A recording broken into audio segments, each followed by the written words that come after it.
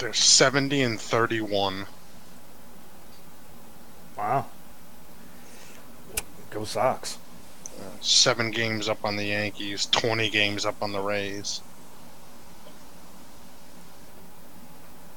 In first place, it doesn't. I can't. I'm not gonna be able to find it. They were on like a tremendous streak, though. I know that. 34 and 13 at home. And you crazy. You want to come see me at the pina. What? You want to say hi? Say hi. Say hello. Hi, Riley. Say hi. Good job. You blow a kiss? You get to finish it. You get to do this part. I was gonna blow a kiss, but then my hand was so tasty. Book. Computer. Book is the new thing. Computer. She points and you Computer. say, Oh, yeah. You say hi. Hi. She'll find like 3 things in the room, and she'll just be like, book, computer, picture, book, picture. Like, and she'll just keep doing it, and you just keep going with it until she stops. have you trained her to play the drums yet? No. You would love to play the drums. You make a big, big noise. Say hello. Say hello. You're crazy. Computer? Hi, computer. Yeah. Hi, friend. Yeah, those are Dada's friends. Yeah. Friend? Yeah. Friend? Friend? Yeah, Dada's friends. Friend? Yeah.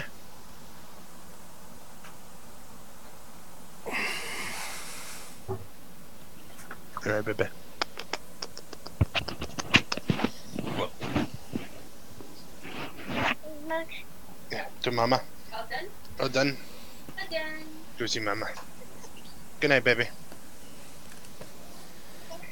Bye-bye. Say bye. No.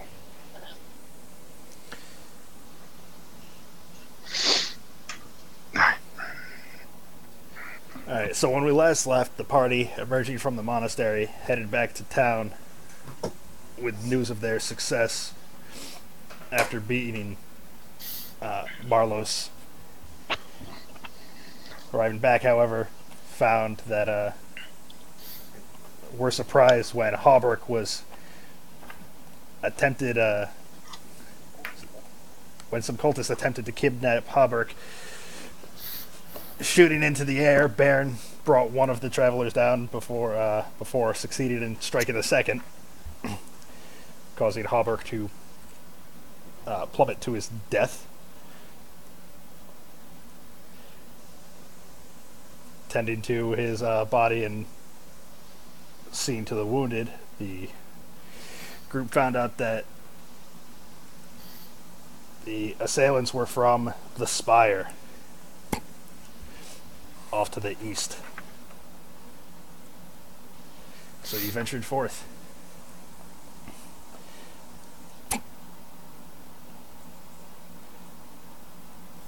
It is early morning, and there is a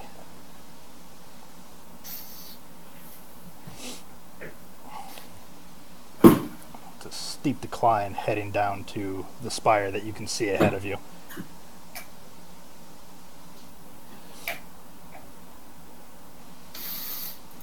The sky encompasses the tower, and gusty winds buffet it from all sides. The winds sigh through certain rock formations in the canyon.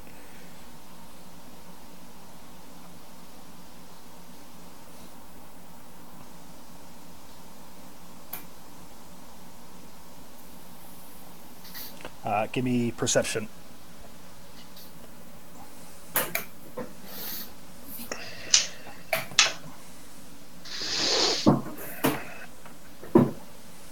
15.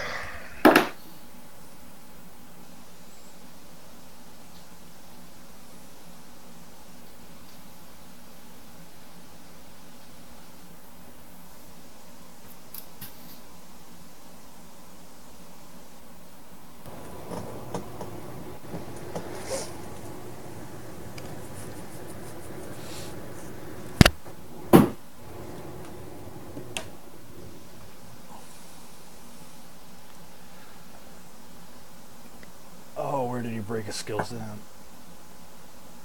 Okay. Alright, so everybody but Fulgrim, you hear the sounds of battle ahead. Not at the gate to the spire itself, but ahead of you further down the incline. Or further down the decline, I guess.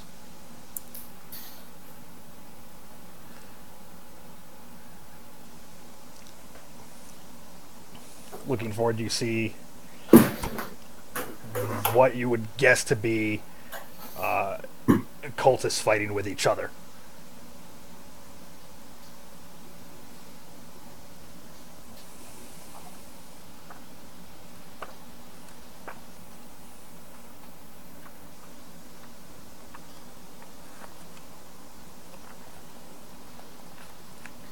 Are they wearing similar shirts?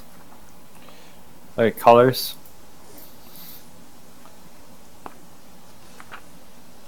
From what you can tell, there look to be those that are wearing different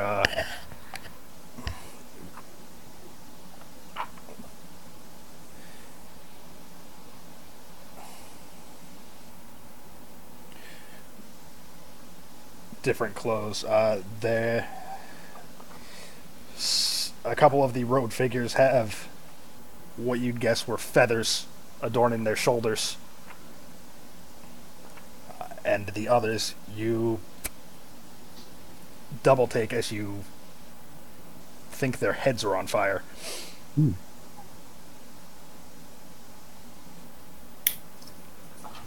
Looks like it's the feathers versus the fireheads. Who do you think's gonna win?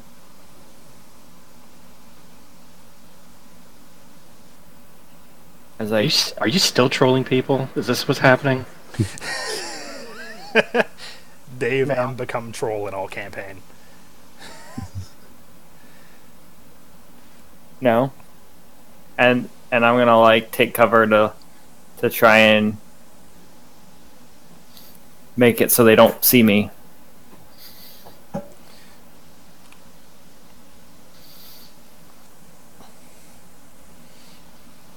Alright, give me your stealth check. For the rest of you that see, though, and since Jael said that, Fulgrim, you can see the battle as well now.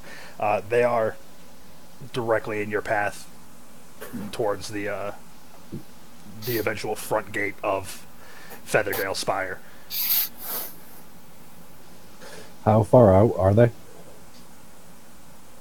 From where you are, you'd say about 300 feet.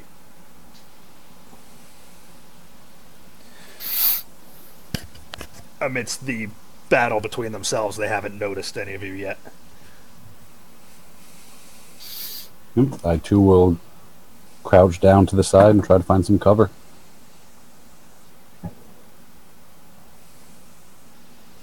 I say we help the losing group and try to take them all out.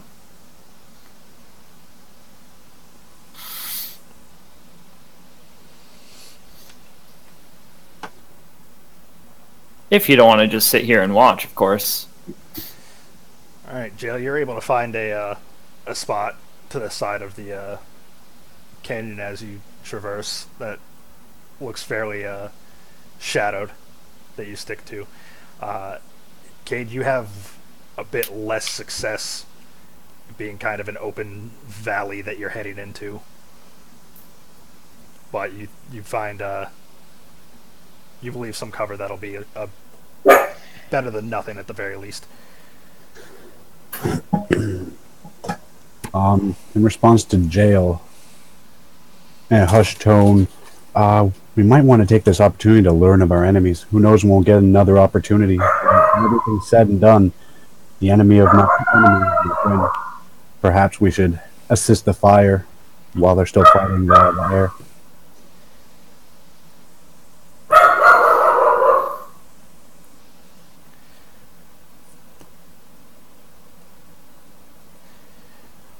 You watch as a couple spells are cast back and forth between the group, with a figure or two dropping amongst the fight before you hear a loud cry from a bird.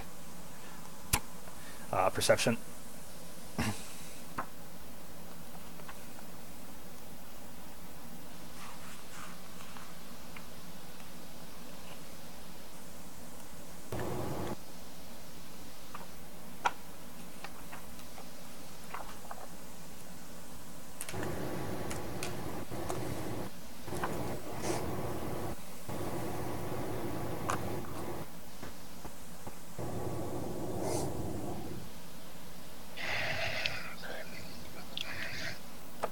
I don't know why I had that page open.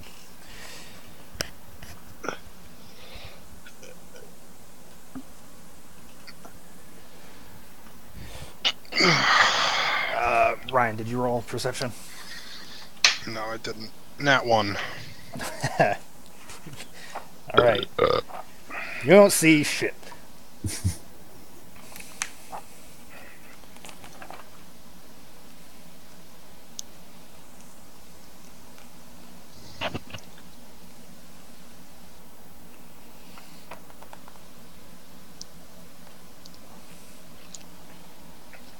By the way, when this is all happening, I'm doing my best to study both sides, any moves or techniques they might be using, powerful spells, things of that nature.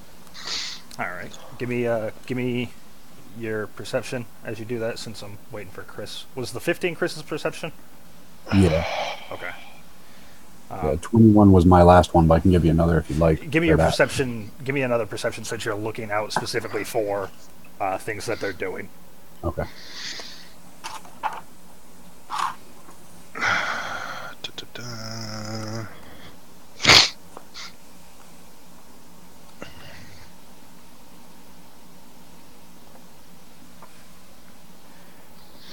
So completely random, but we went to a restaurant tonight, and they have homemade chips, and they were delicious. But explain to me how homemade chips cost more money than French fries.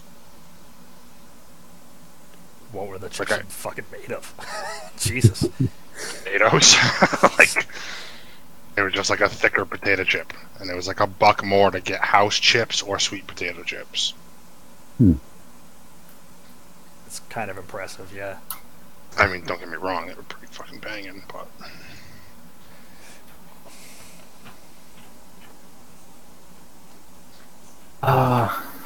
Chef's out back covering with his secret sauce. That's why it's $1 more. that makes sense.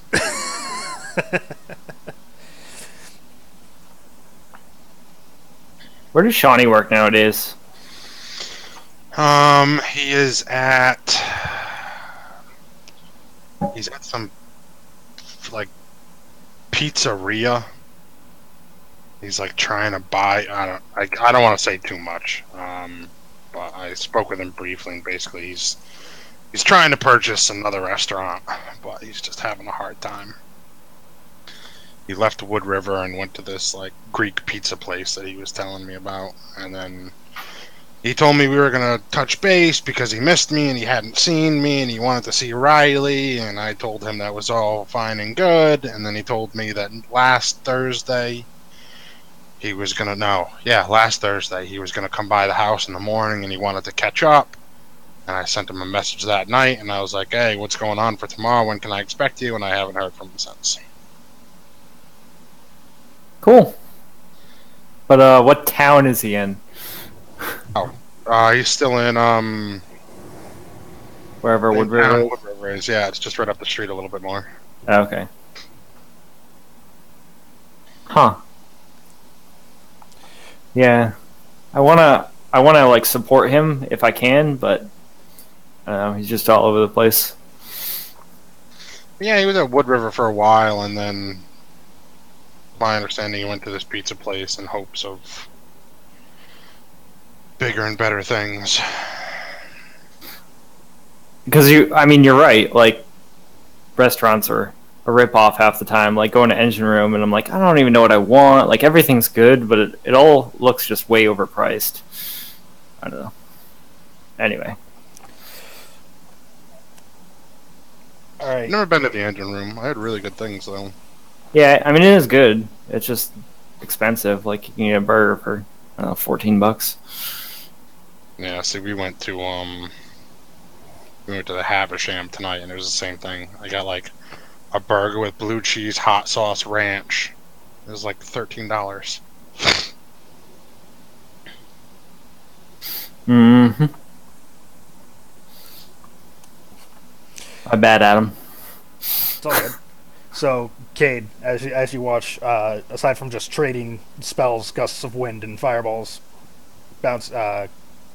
traveling back and forth between the road figures, you can see clashes of metal, weapon strikes, long sword, scimitar, dagger or two.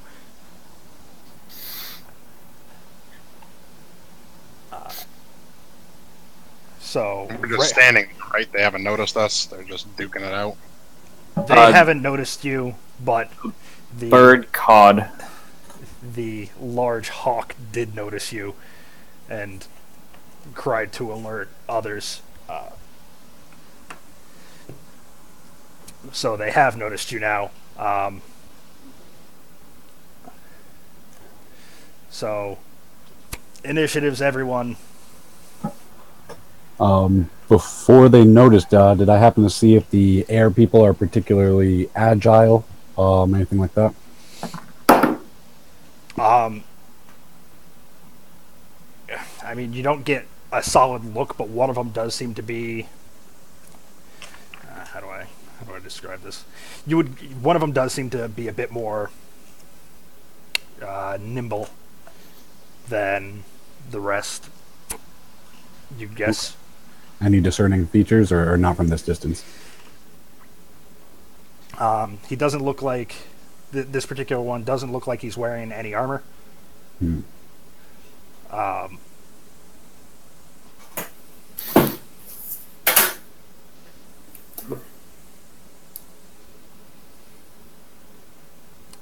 In fact, if you took a close look, you'd guess that the air sort of, not in any sort of defensive way, but the air seems to be distorting around them a little bit.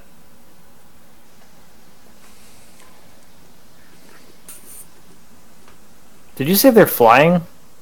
No. I did Okay. not. I didn't think so.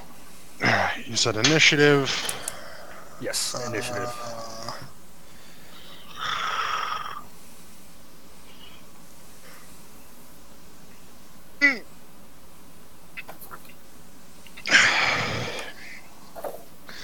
Alright, I'm done trolling the internet. I'm good now.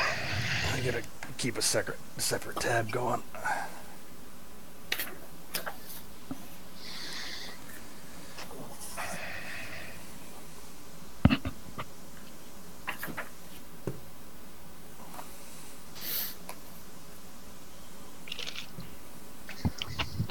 We're level 7, right?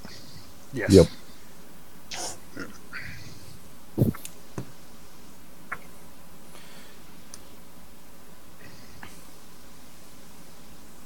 Oh, that's right. I went to level a barbarian. I forgot about that.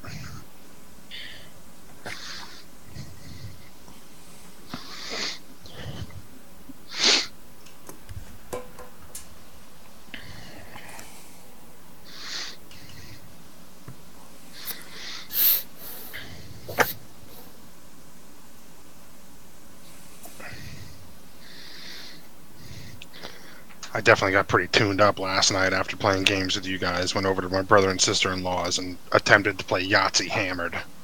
Oh, Jesus. Oh, my fucking word. How many times did you just scream Yahtzee?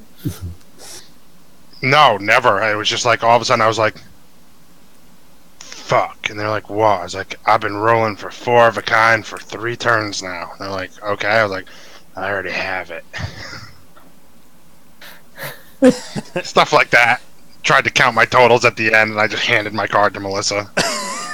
I mean, I feel like you would do that sober anyway, so...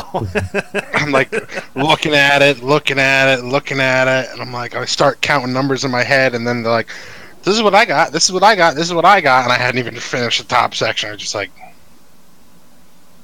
just handed it to her. She does And wrong we math. left, and I almost fell in their kitchen because we were just outside by the fire, so I was just drinking. Almost fell in their kitchen and then stumbled my way home. And at one point, I remember Melissa going, "You a little drunk?" I'm like, yes.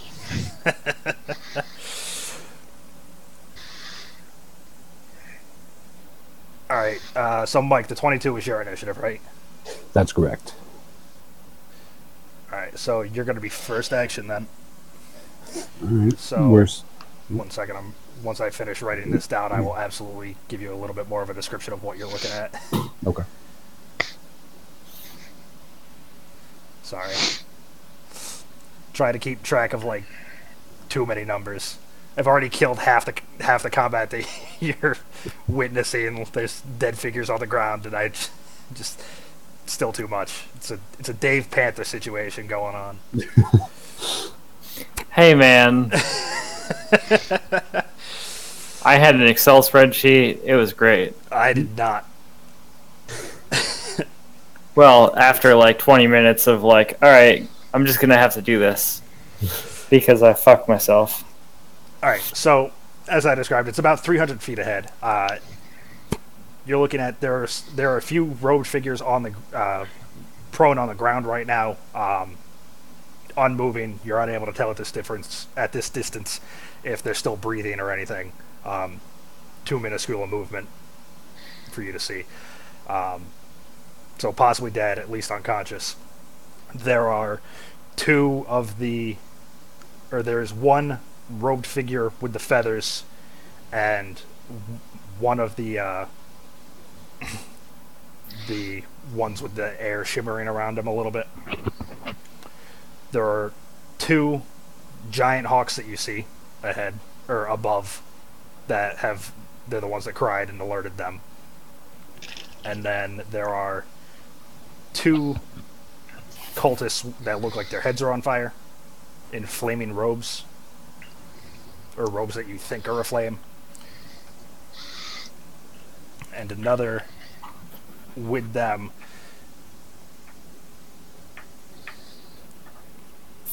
that he's wearing a robe that looks alive, but you feel like his body is charred as well. His body is charred. Okay. Like Bolvar at the end of Wrath kind of thing. It's like burned, cracked skin. Looks like Deadpool. Kinda, yeah. Except less cancery, more fiery. Yeah. All right. So it seems like they're roughly in a not a stalemate, but they're kind of even in forces. Yeah, in forces and numbers. Assuming that the Hawks are on the side of the air cultists that you're heading towards the spire of, gives them the slight advantage. Speaking purely in numbers, but How many fire and how many air? there were 3 and... 3 fire and 4 air at this point with the 2 Hawks. Okay, so it was 3, 2, and 2 up. Yeah. Okay, alright.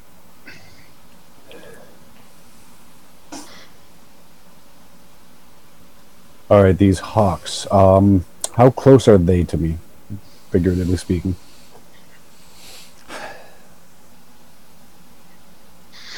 Like within range of, let's say, 60 feet? No. Okay. Just an arbitrary number. I was going to say, based on you and last time we played, if you say based on a javelin, I'm going to be... No, based on a dart. You aren't setting any world records here. No, they are numerous segments of disadvantage past your dart range. They're closer to you, but they're also in the air, so roughly 250 feet instead of 300. Okay. Because angles. I don't know. Don't correct me, Dave. I saw him leaning and I'm like, oh, here we fucking go. Don't at me. I didn't do anything. Dave's like, I'm going to start doing the math to break this down. All right, so I'm gonna call over my shoulder. Watch the unarmored ones. They seem to be quicker than the rest.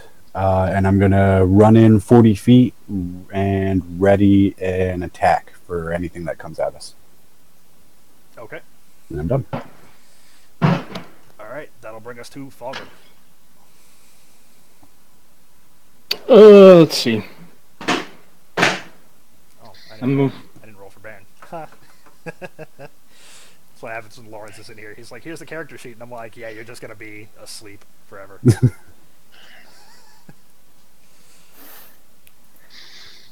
Mike, what's your character's name again? Cade. Hey, that's right. Write that shit down, son.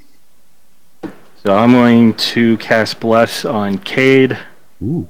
Bairn, and Wrecked. Go, my brothers, send them to the City of the Dead. For the next 10 rounds, you can add D4 to your attack roll. Or your saving throw. Was that only one use? No. Nice. So Next 10 rounds. It's pretty hardy. Yeah. Oh, I gotta maintain concentration, so if I get whacked hard enough. Adam, I know this is going to be a pain in the dick, but can you keep in the back of your mind letting me know how long it's been until 10 minutes passes? 10 minutes? Yeah. Based off rounds and whatnot, because my Ring of Regeneration every 10 minutes gives me 1d6 health back. Right. Okay. that's pretty great. Well, that's 100 rounds of combat.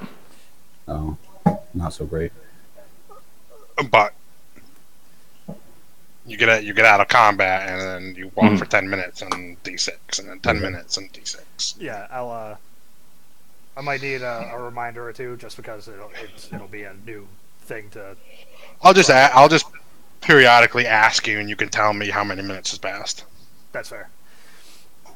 Like every 20 minutes, I'll be like, "Oh, how many minutes?" And you can be like 30 or whatever. Yeah. I'm gonna move up and for 30 feet and finish my turn. Okay. That'll bring us to Wrecked. I crack my fingers. Assuming all cultists are bad. Kind of looking at the party. And then seeing that they've kind of moved about, I'll go, "Yep, all cultists bad." And I will double move. So 60 feet. Okay.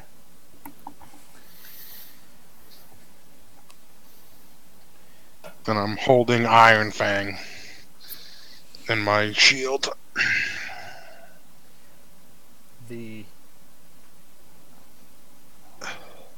Is there any chance I could use my readied action to hitch a ride on Wrecked and move up with him?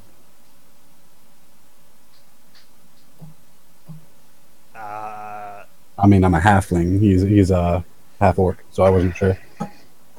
I just don't know.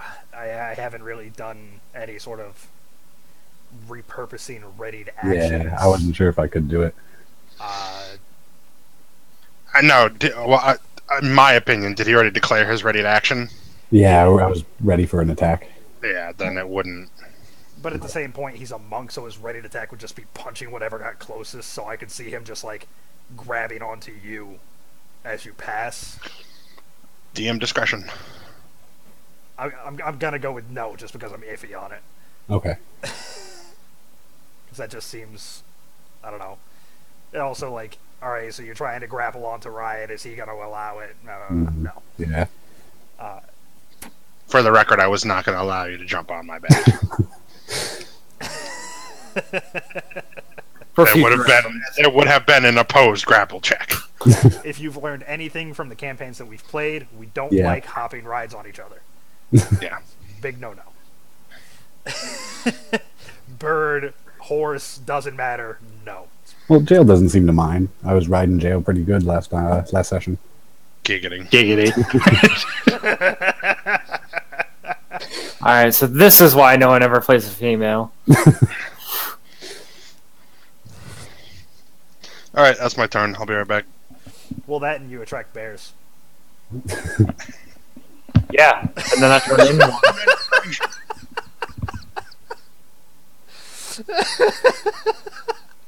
And then we chill. Alright, the hawks screech and fly forward. Moving 60 feet, so putting them about 200 out of range now to update. So many initiatives. The figures that are in the battle below continue trading blows with each other, not paying too much attention to you since you're moving forward and still a good distance away. A couple of them are looking a little worse from the wear. You don't know how long they've been battling, but it's from the figures below and whatnot. They've already been slugging at each other for at least a little bit. The figures below being the ones that are lying on the ground. And that'll put us at... I don't know what I want to have Baron do. Does he have a song? What is this? What does he do? I don't even know. He inspires. And drinks wine. And just bypass this whole section of your story. Yeah.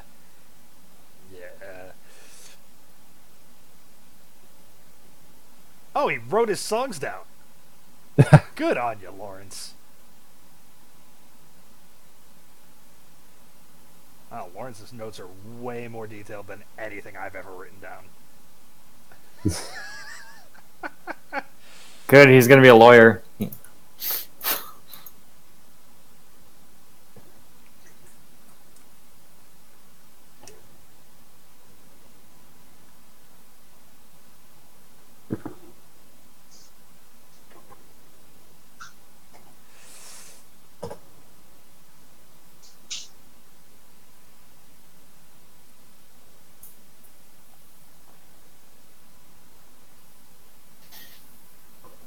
So Baron will move forward 30 feet. 30? Speed, yeah, 30. And give a Bardic Inspiration die to Fulgrim. A D4 on damage. I'll look it up. I'll look it up. It's fine. Carry on. It's a D8 for him. Okay. And it's more than just damage, but I don't remember. I think it's like attack, damage, or save. But that's what Baron will do, and that'll bring us to Cade's turn. All right.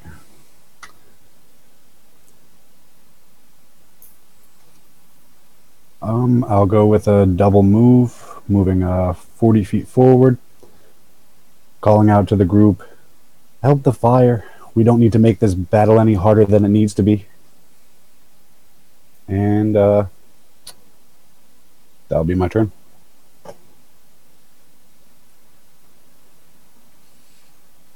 Adam, just to give you a heads up, Bardic Inspiration is a bonus action, so you could have done something else. He'll double move. Okay. So 60 feet up. So he passes you, he catches up to Cade.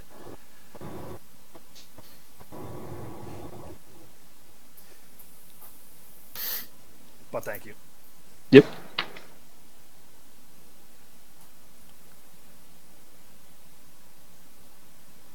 Alright, and it is your turn. Me again? Yeah, we went through the entire order. Did Dave get his turn? Did Oh, Dave get yeah. his turn? Did I skip Dave? I skipped Dave. All right. Go ahead, Dave. You should probably take your turn before I skip you Skip. again. Skipped Dave and you skipped Mike. No, Mike took Yeah. his. Yeah. I Okay. took the- I missed Dave though. Okay. Sorry, Dave. That's alright. I was just gonna say something after. I'll move up 30 feet and I will ready in action to cast. How far away is the spire from the people fighting?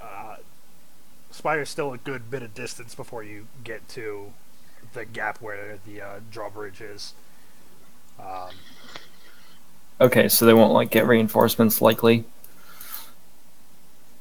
No, it's you'd guess a couple hours out. Okay, It's a looming presence in the distance at the moment. I'll just do a double move then. Okay. Now it'll be Fulgrim's turn. Approximately how high up are the Eagle Hawks? Starting to come down a little bit. Probably about 100 feet off the ground. Okay. Alright, I double move and end my turn. Okay. And wrecked. Double move and turn. Right, they're not advancing on us, are they? The birds are, the figures aren't. Okay, so does a double move put me in combat with a bird? No, they'd still be above. They're about 100 feet off the ground, so. I mean, they could. At the point you're moving to, they could probably swoop down to attack you, but they're not in range. Alright, so I'll double move ready to. Can I do that? Double move ready action? No, because the second movement is the action. Is the action. Okay, so. Yeah, I'll double move. And I'm good. Alright. And they will swoop down and try to claw at you. Your AC's what, 18?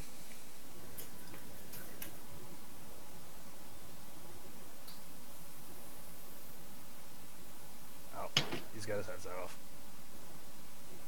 Can they drop 100 feet in a turn? Nope, I looked at that wrong. So they will start to swoop down.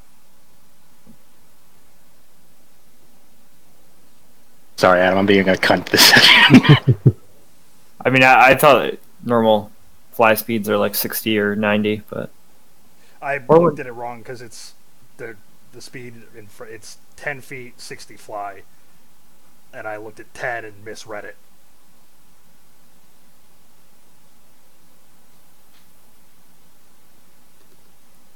So they descend towards Rect.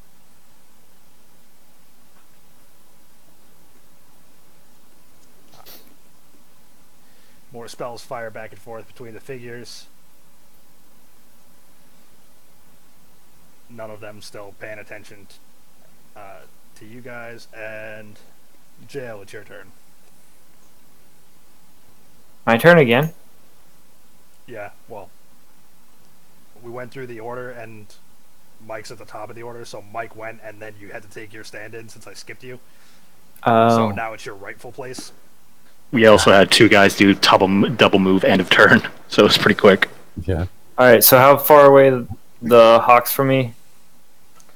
They've descended, so they're 40 feet off the ground. You double moved, right? Yep. Alright, so they're about 100 feet away from you. And that's because Rect is moved, double moved again, and then they're 40 feet off the ground from him. Okay, so I will. Fuck. You will fuck. Okay. Well, I was gonna. Yeah. I'll just double move and then bonus. Yeah, I'll just double move. Fuck it. Alright. So you're level with Wrecked. Yep. Okay.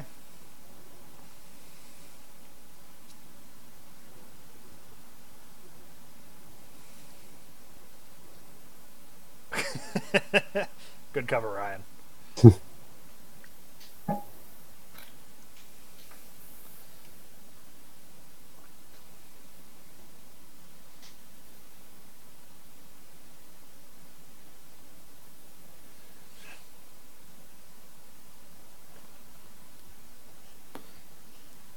Alright.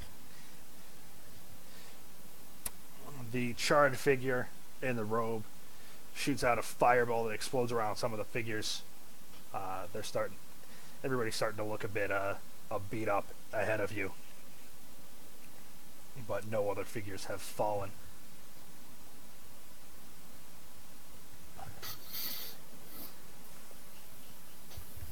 Baron moves forward and gives a bardic inspiration to Wrecked this time.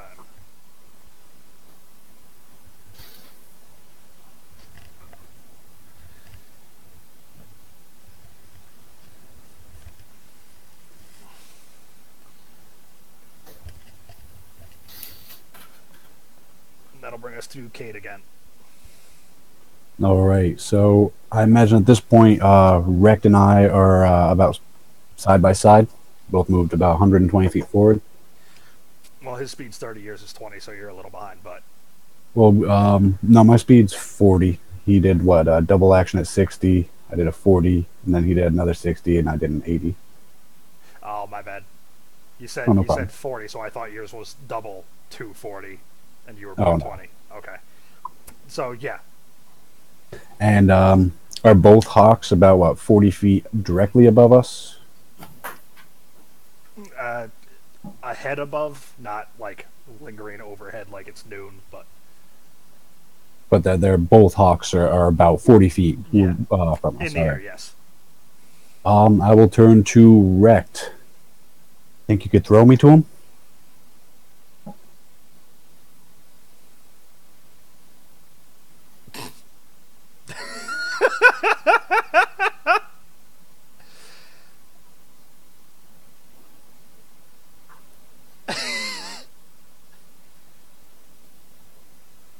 I give a very broad grin. I can try. I return the grin and brandish my claws of the Umber Hulk, ready for a fastball special. Alright. Where am I throwing him? At the Hawks? At the Hawks, Mhm. 40 feet above. Alright. So... Strength check. Here we go. Well, it's not my turn. I guess what I'll ready in action. You'll ready in action to, I guess... Are you trying to jump out of his throw, or are you trying to, like, work in tandem like that? Or are you just trying to have him hulk you up entirely? If I can, I'd like to work in tandem, try to jump out of his throw, and then maybe grapple one of the hawks with the claws. Unless you want to, like, strike him on the way by and then fall 40 feet on the other side. I'm trying to grab onto him, keep a hold, Okay. and stab him. So yeah, I'd say ready in action to jump at this. Adam's like, I so want this to work. I so want this to work. I mean, I want it to work, but also, like, the way jumping has been in 5th edition as compared to Chris and his fucking super jumps. Actually, Alright, so when I throw him, we're basically talking like... Have you ever seen like a shot put throw? Yeah, and at the peak of your At the pinnacle foot, of the yeah. throw, he's pushing off. Yeah. how about this? I'm also going to spend a key point to activate Step of the Wind, which will double my jumping distance. You don't want to do that. That's Okay. probably overshooting it. Yeah. Then I will. Probably going to go like 100 feet up in the air I'm, and then just I'm, come crashing. I'm trying to work this like base math / mentality. So, I feel like that in my mind would just send you up and over. So This is not a terrible idea, Dave. You fuck off. So I mean, do that absolutely if you're trying to turn your grapple into like some spin like Dragon Ball Z throw through the mountain kind of move. But if you're trying to like hitch or ride, I'd say no. All right, I won't do it then. Canada did that before, and his like 20-foot jump turned into like a 55. Oh shit. And instead of like jumping over, he wanted to like scale over a wall using like a tree. He just leapt over the whole fucking thing. That was also 3-5 rolls instead of 5th. Yeah, but I'm just saying, So. like,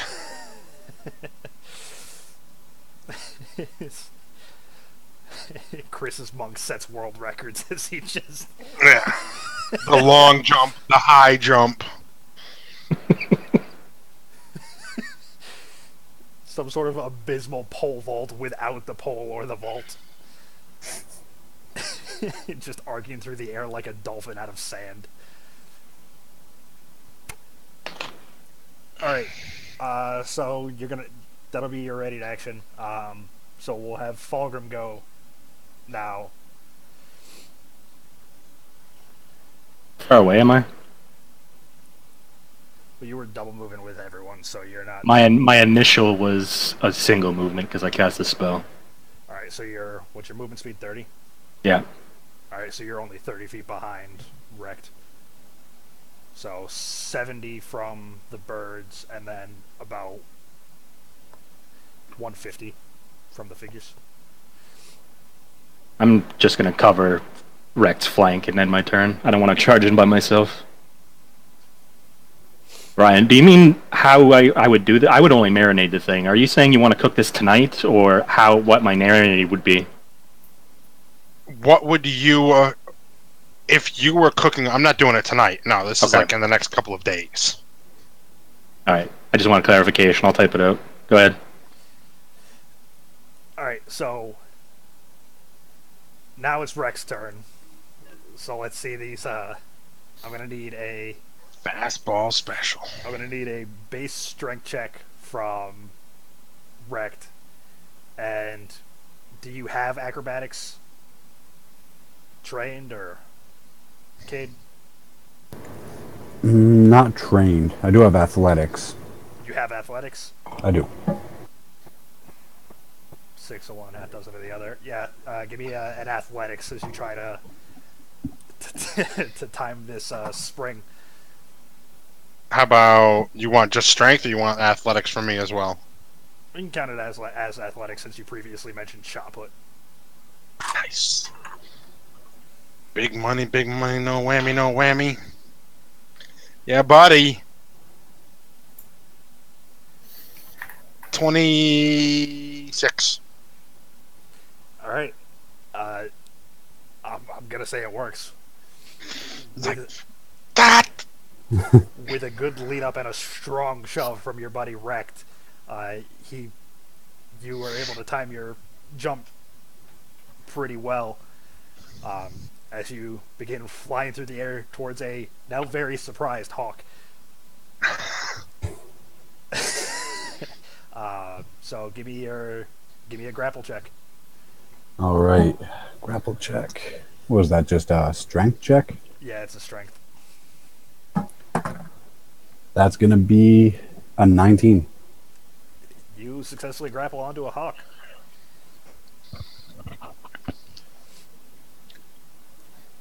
You spring forward out of Rex's shot put, clasping one of your claws about the neck. You're now dangling from the underside of the hawk, trying to climb up onto him.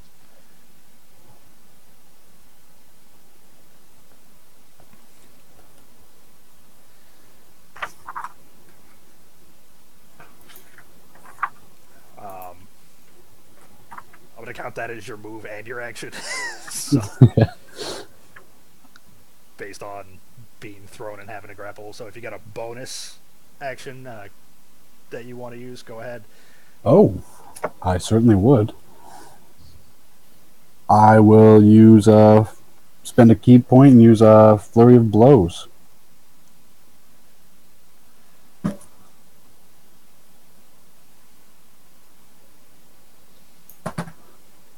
All right, first one's a 14. Does that hit? 14 does. All right. Second one is a 21. 21 definitely hits.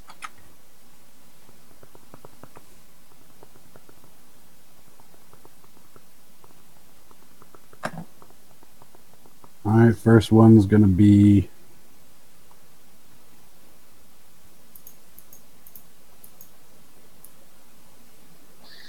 I can add that D4 to this. First one's going to be 10 damage. Oh, excuse me, sorry. Yeah, first one's 10. Second one is 7. And with the open hand technique, Are you trying to knock prone the hawk that you just grappled onto that is currently flying and supporting your ass? I thought about it, but maybe not. By all means, try. Let's see. Like, I got it! Wow, I knocked it out! I didn't think this through.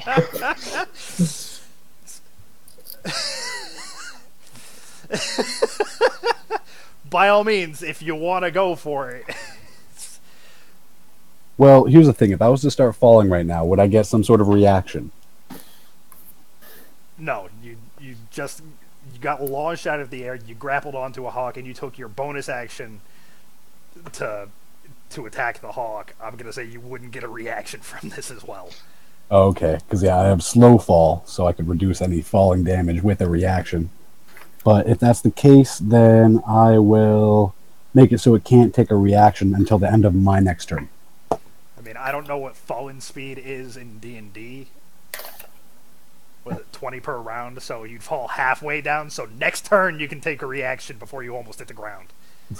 I don't know if that's like opening your parachute before you die, though. Yeah. I mean, I don't know if you die at 40 feet, you'd just be pretty fucked up. I could reduce it by 35 damage, though. I also figured that he'd, in my mind, it's try to spin the hawk so it hits the ground first. Mm-hmm. Hey, that's what I did with my elven barb. I don't know if you guys were around for that. Yep. Went on a bloody rampage, killed a house full of drow, got up to the top, saw a drow underneath, and I was like, how far is the fall? Launch was like 30 feet. I'm like, I'll jump it. Jumped and landed on top of the drow underneath me and just smashed it to a fucking corpse. And just took off running because I was in a barb rage. Was that the same campaign as Dave's grass incident? No. Yes, it was. That was where we got, not my grass incident, but I'm sorry, I thought you meant talking with plants. No, I was thinking of you hiding in the open field trying to throw grass on your back. Those are different campaigns. No, it was the same as the speaking with plants, though. Yes. Because that was the drow captured. And then That's still probably my favorite campaign that we ever played. Maybe just because I love that character so much. I was like a 5'0" barbarian, elven barbarian. So I guess that will end my turn, or my reaction. Ready to action. Alright, so we can't take a reaction. Is what you're doing? Yeah. Okay. Alright, that'll bring us to the Hawks, actually. One swoops down, clawing its talons at Wrecked. What's your AC? 18? 19 with a shield. 19? Okay, you block its claws easily with your shield, just brushing it away. And the other is going to try to Do a barrel roll to shake you off. Do a barrel roll. So give me a strength check to retain your hold. Nat 20. It's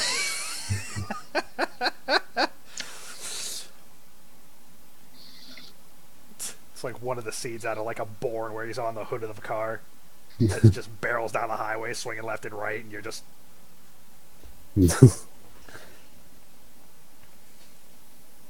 Could I use, since I did a nat 20, since he's barrel rolling, can I try to position myself on top of him when he writes himself? With a nat 20, yeah. Yes. I'll say it. So you're now seated on the hawk.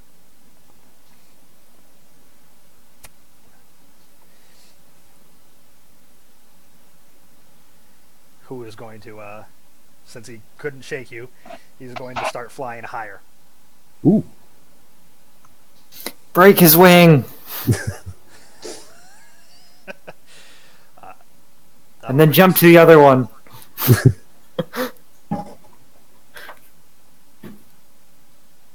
That'll bring us to the other figures.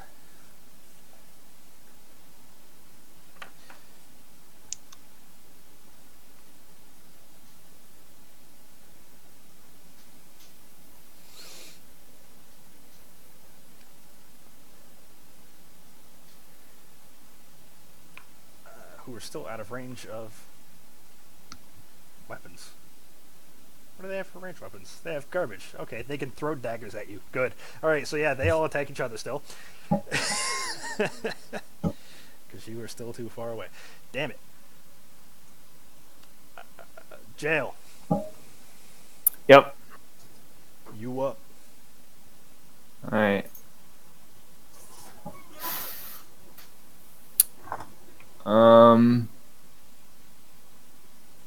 I'm going to...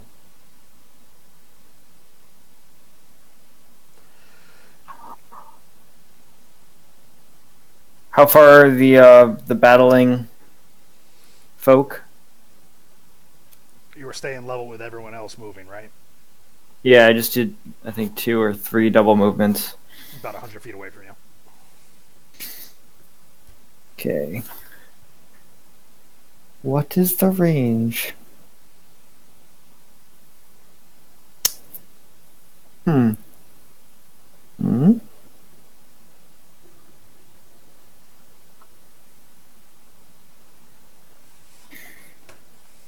Hey guys. Should I provoke the cultists? Or should I just focus on the birds?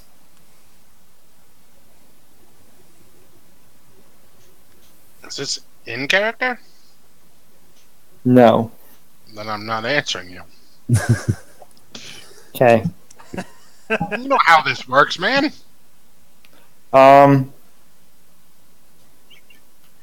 There. And I don't give a fuck about fine chopping skills. You can't puree. That's why I put it with a Z. His skills are steep. He's great. Salt acts as an abrasion, and you just basically push the blade and scrape the board. Watch the video; it'll show you. Yeah, that's what I meant. Basically, just like grind it, almost. Yeah, with the salt, and it purees just fine. If you want to dirty the food processor, go for it. But I don't have a dishwasher, so that's how I do it. How high up is the one not grappled? The one not grappled just came down to attack wrecked. Okay, so it's right next to him? Yeah. And he's right next to me? Yep. So you are within range of that if you would like to strike it. I guess I'll turn into a direwolf and then jump the fucker. Yeah. So literally, Canada, all you had to say was yes. Yeah, I'll just turn into a direwolf What? and attack it. When I said, how do you puree garlic on a cutting board and mash it with a knife, and you linked me the video, that's literally what he did. He just put salt down and just crushed it with a knife on the cutting board. Does The way you made it sound was like so like barbaric. I don't know. does a 16 hit? 16 hits, yes. It is barbaric. He basically just takes the flat of the blade and just sits there and crushes it, but he makes it look pretty because the knife goes every time he does it. Absolutely barbaric. So 13 damage, and then it has to make a DC strength save of 13, or it gets knocked prone.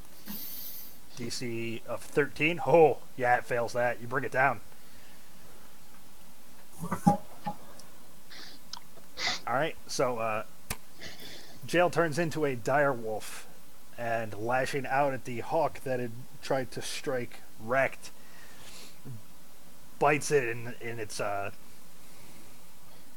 there a name for like the front of the wing, like what you would equate a shoulder to an owl or hawk? I think shoulder works. You bite it in the shoulder, you smash it on the ground.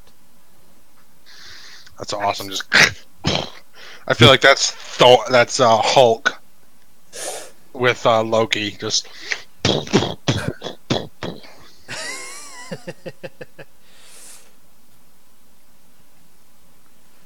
Okay, and that's my turn. Since you just saw it, I loved any interaction with Loki when the Hulk's around in Ragnarok. Mhm. When he's like, yeah. Or when Thor gets smashed and he makes a comment like, "Yeah, doesn't feel so good, does it?"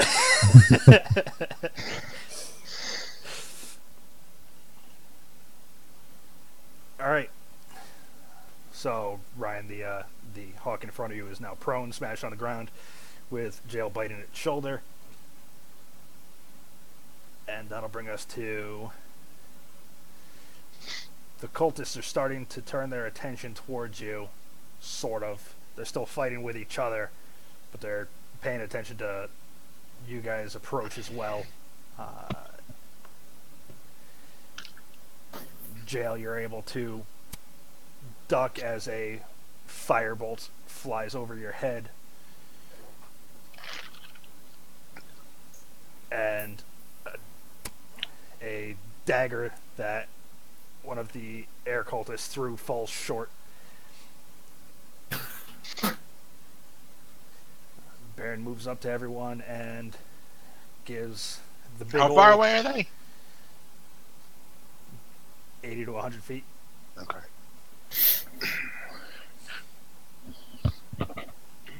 Baron moves up and gives the direwolf a bardic inspiration. Burning all of Lawrence's bardic inspiration right now. I'm just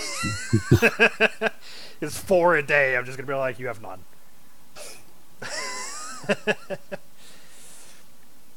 And that'll bring us back to Cade. All right. Cade and his friend the Great Hawk. So I'll do my first attack on the hawk. 21. Hit.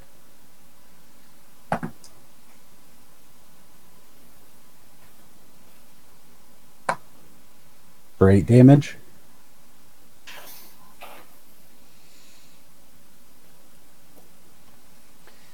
Alright, this hawk's flapping is getting a little sluggish.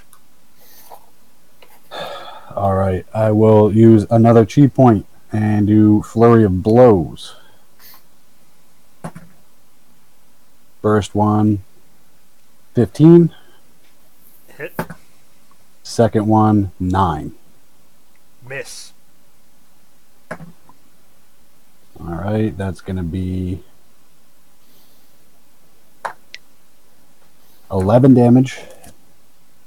And with my way of the open hand, if it's still alive, I will knock it prone. Alright, well, it's unconscious anyway, so you can knock it prone all you want. It begins to, its wings collapse to its side, useless as it begins to free fall towards the ground with you on its back. All right.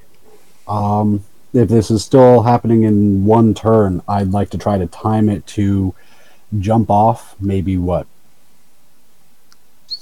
15, 20 feet from the ground as hard as I can.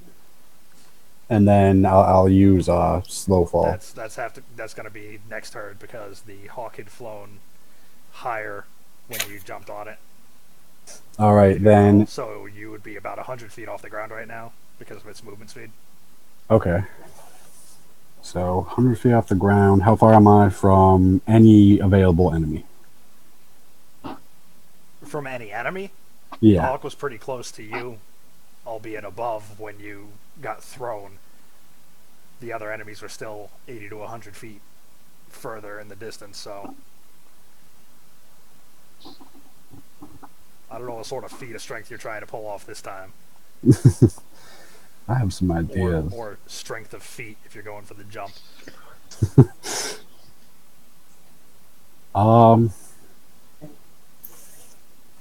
I feel like this is like a Deadpool move where like he jumps off the eagle at the last minute and then free falling starts playing. Like dives towards an enemy. I'm waiting for like the natural one to come. Like, all right, I'm gonna jump off the eagle. One. All right, your foot's trapped by its wing. It's like you hit the ground first. Well, I would like to use my extra attack to throw a dart at the hawk at the ground. Oh, okay. Attack at disadvantage because it's out of range. Disadvantage. I'm pretty sure it's outside your range, Well, I'm hoping gravity helps make up for that. but it's outside your range. I mean, he's throwing from the air to the ground, and it's just below him, so it's like he's dropping a dart trying to be accurate about it. I can't say it's out of his range, but this should be mathematically really fucking hard. I'm just saying his range is 60. Like after 20, it's at disadvantage. But he's above, and it's below, and gravity dictates that if you drop something above, it's gonna hit below. No, I get it. All right. Yeah. That blessing, can I use it on rolls, or is it just damage? I know you said damage saving throws. It's attacks, damage, saving throws.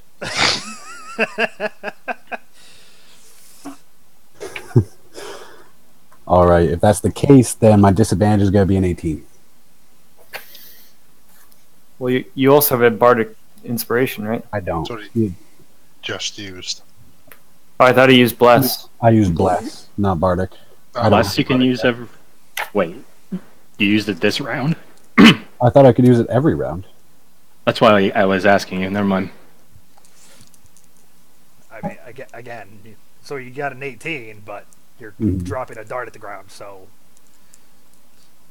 Yeah, you just have to make the DC high. let's see what you hit. Or who?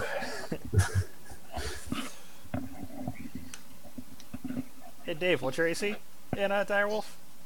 14, I think. Okay, Cade, roll your damage. Yeah, 14.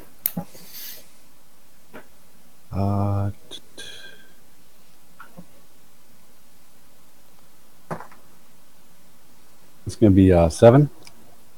All right, Jail, you take 7 damage as a dart sinks into your back. I'm gonna growl and look up, trying to find out where the next attack was coming from. I'm going to call down. I'm so sorry about that. I love how nonchalantly he's calling this down as the hawk he's riding is plummeting in a freefall. Yep. In a free fall, he's like, drop the dart. My Sorry, bad. I did 5% chance that was gonna work. Sorry. My bad. And yeah, that's my turn. All right, Fulgrim. Does the rulebook really say gravity doesn't take into consideration? No, but that's what Dave was trying to fucking argue. Wow. No, I was arguing that like he's not going to have any control of like where it hits. I agree with that, but you kept saying out of range, which I'm like, that's not possible. Yeah, you could be 300 feet up and throw a rock. It's gonna fucking hit something. Yeah, the wind's going to take it. Anything. Yeah, but it's gonna hit. Yeah, but it's ground. not out of range. It's eventually going to hit the ground. I know. I was just saying it was out of range if you were horizontal. So, you know, vertical. What chance do you have of really hitting your target? But whatever. It's not for you to say, Dave. I know. Doesn't mean I won't say it. It's over, Anakin. I have the high ground. I'm going to smack the prone one. All right. Prone one's not dead, right? No, it is not. You have advantage, I believe.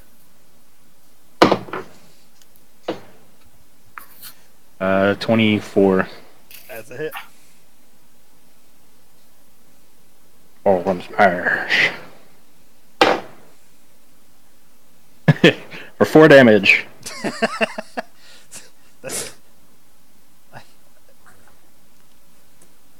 All right. Your short sword. Yeah. Stab it through one of its wings. The one that Gel didn't bite. Just skewer it. Ah, he's crippled. That's it. Okay. That'll bring us to Rect when he's back. So I am going to bio real quick since he's away. I shall I'm return. really liking this combat. I shall return briefly.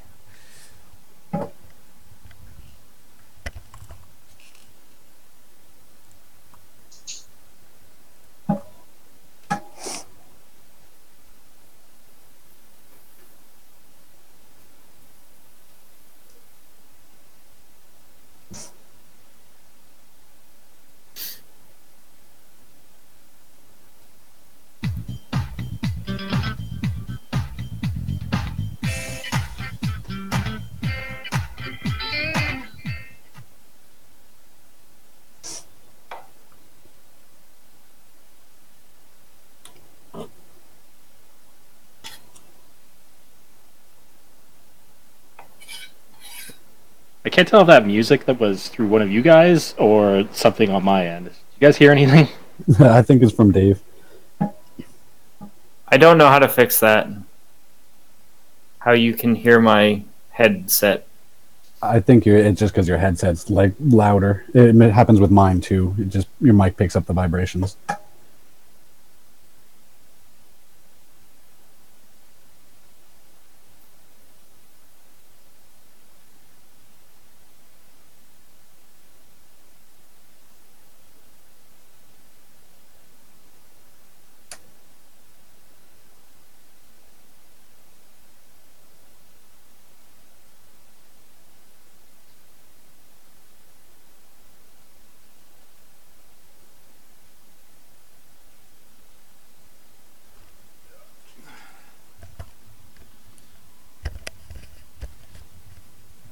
You know, since Ryan's got a nice new wired headset, we don't get to listen to him piss anymore. Womp womp. Oh,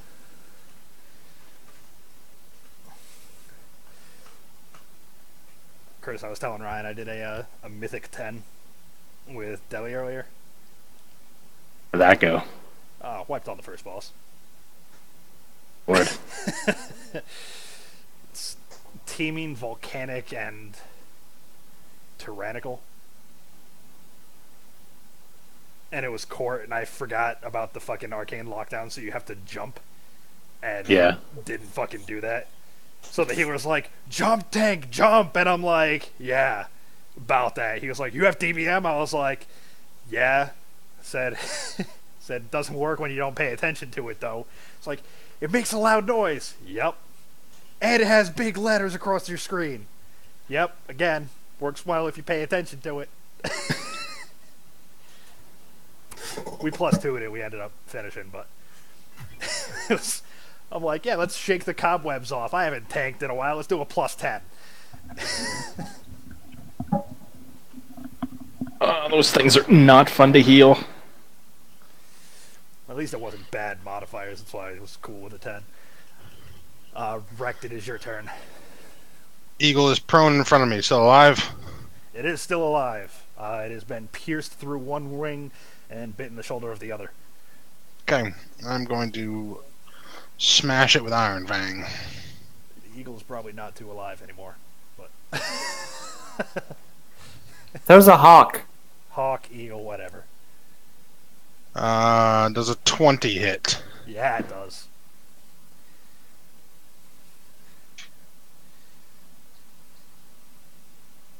So, fucking trash roll. So 9 regular damage and 6 thunder for a total of 15. Your trash roll almost quadrupled Chris's damage. So I rolled a 2 for my D8. So I rolled a 1. Chris dealt 4 damage. You dealt 15. well, I have a +7 and then another D8 as thunder. Alright, so there's 9 regular and 6 thunder. Yeah. Yeah. You watch the thunder ripple throughout the hawk's body in front of you, and in response, on a couple of points, you watch blood spray in response. There's a pained shriek as you connect on the ground, and it ceases to move.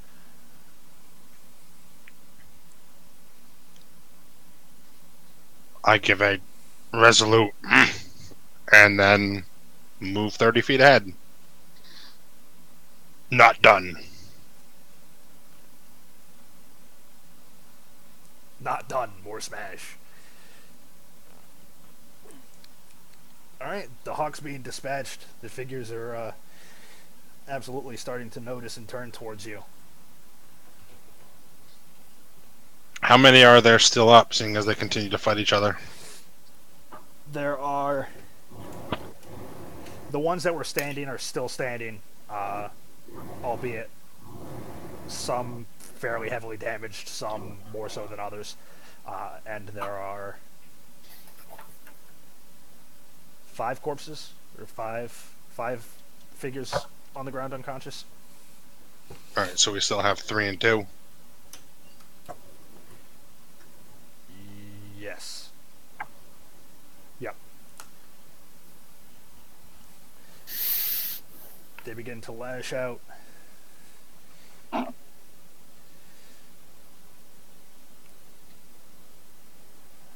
Let's see.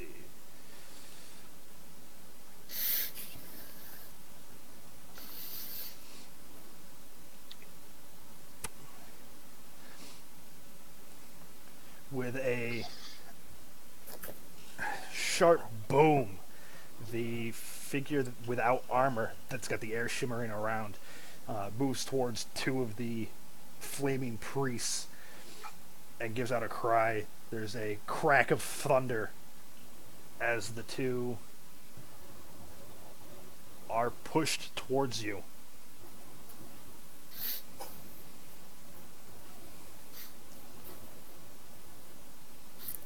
They are 10 feet closer, so Ryan, you just moved up 30, so they're about 40 feet away. Okay.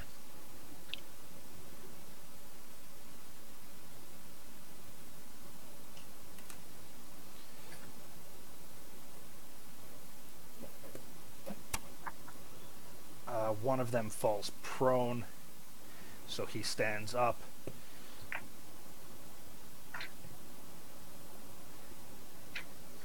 And the charred figure, in response, fires out a fireball.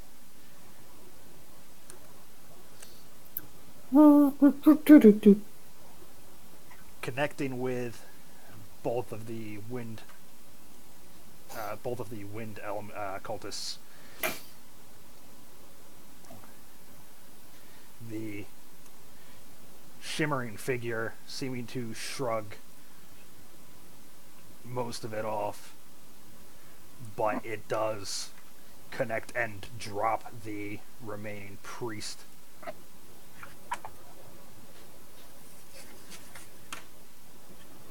We got a 1v3. V4. 5.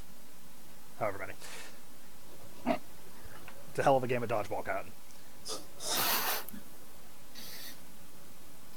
So there's one fire guy and One wind guy. It's the shimmering figure. There are two gravely injured fire priests, and then the charred figure. Or, well, one gravely injured, one fairly injured.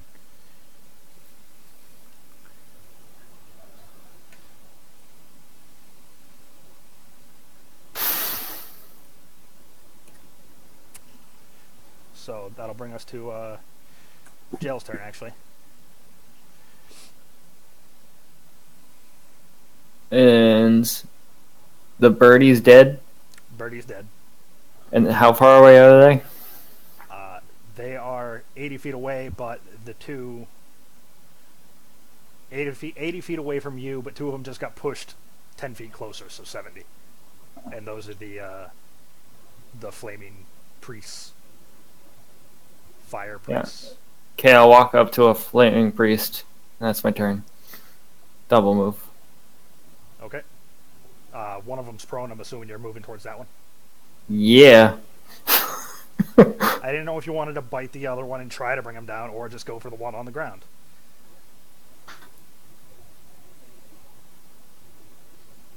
Figure that out. Oh. Alright.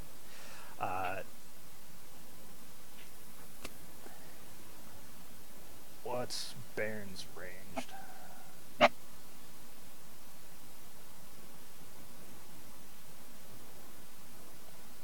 Does he have a...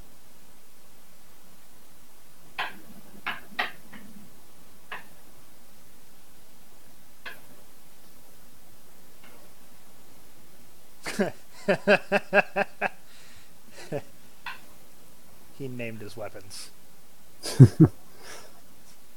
He's got D and Barther.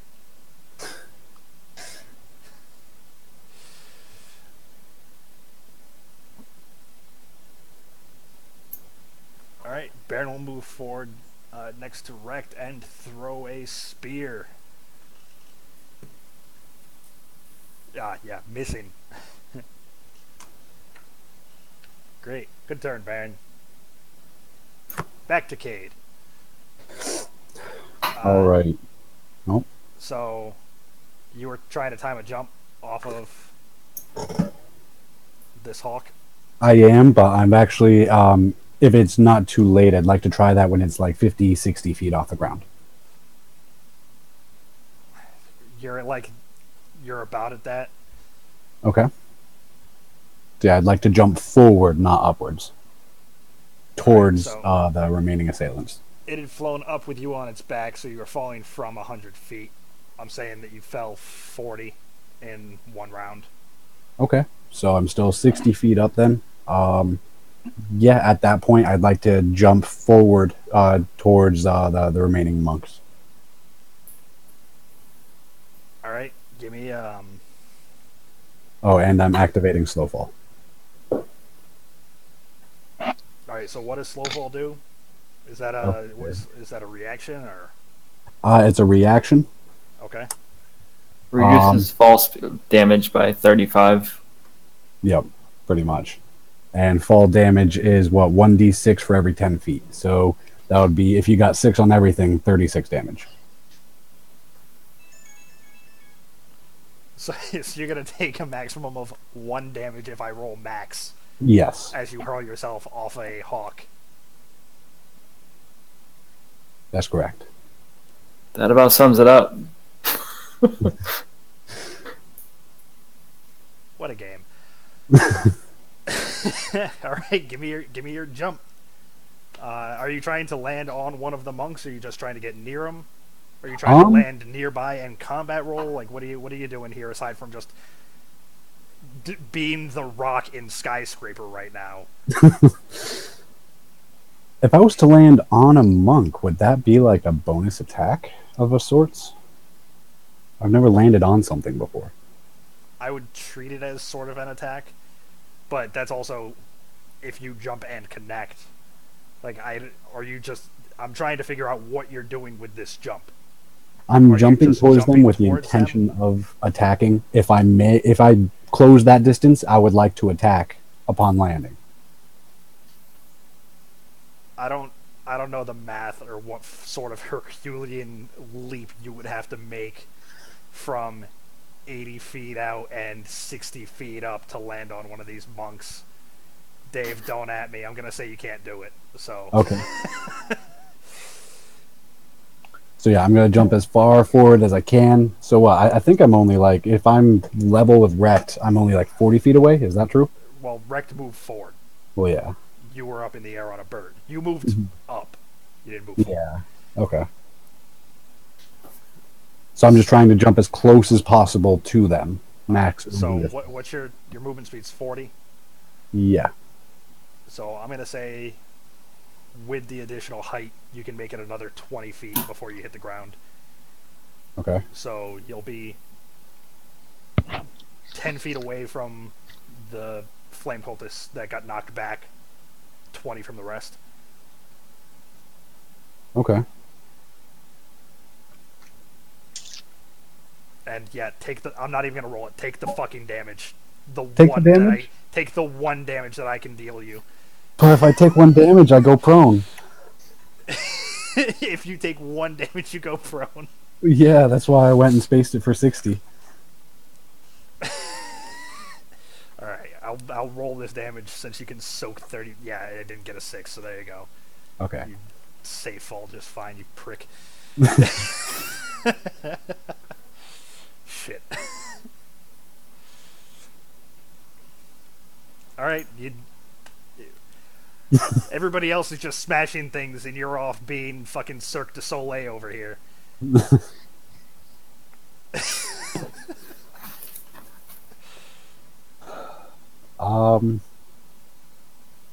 And yeah, I guess I'll ready a dodge. I think I've used all my movement, so I can't close the gap. I don't want to throw any more darts through jail. So out of the air, off of a hawk that was falling to the ground. I don't think you can land and then move. No. okay, so yeah, I'll ready an attack, and I'm done. All right, Fulgrim. You just watch your buddy do whatever the fuck you want to call that. I go shoulder to shoulder with Rect and end my turn.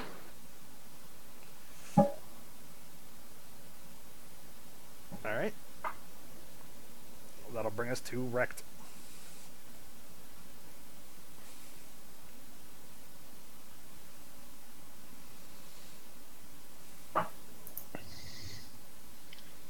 Oh my god, Cowboy Bebop.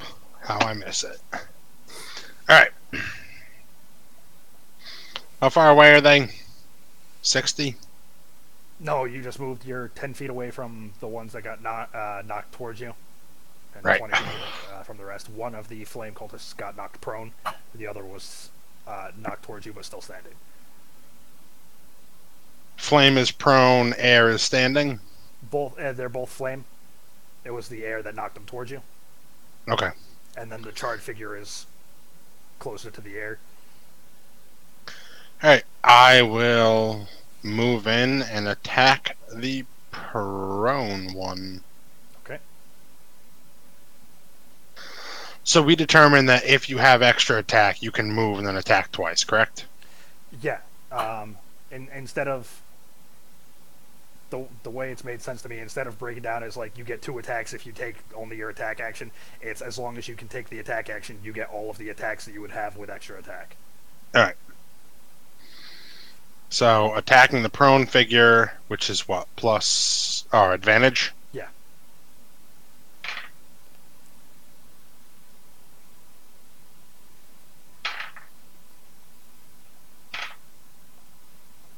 29 and 18.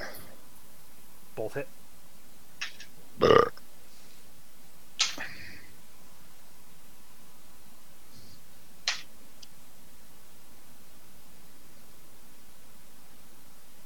$28 regular damage. Jesus Christ. Fucking Iron Fang. And 10 thunder. So 38 total.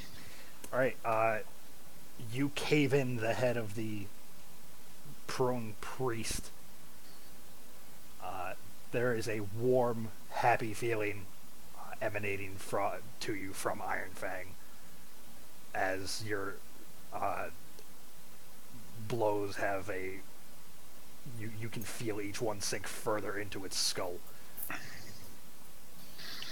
That's right, and I have, yeah, I like to break and cause ruin. Yep. As I pull Iron Fang free after the second blow, I turn to the fire encased figure and smile an orcish toothy grin. You're next. Are you doing that as like an intimidation? No. Okay. No, just a little bit of flavor text, just like, Just double checking because, with us it could be anything. Could be an intimidate, could be a bluff. What would that be? Would that be a bonus action? I wouldn't count it as I'd count it as like a free action in combat, since it's just a dialogue between just you trying to intimidate another character. I mean, if you'll let me, yeah, I will. Yeah, I'd allow it. Intimidation is a 15. He returns your toothy smile, which is a bit perplexing. It's just bright white teeth and a figure of black char and smoldering ember. Good, good. But he says Torm will be proud. he says nothing in response. Alright, in response to his smile, I say, Torm will be proud of this kill.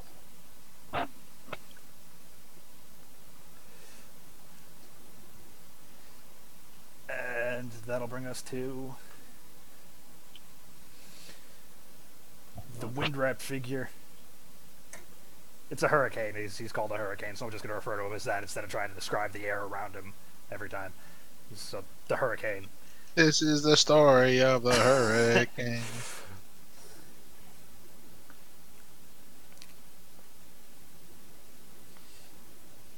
He will move forward to... he will rush towards Cade, since you're within range, you fuck. Now we're ready to action. So, take your ready to action, since he approaches. That will be a stunning strike. I'll spend a key point. Or chi point. 22.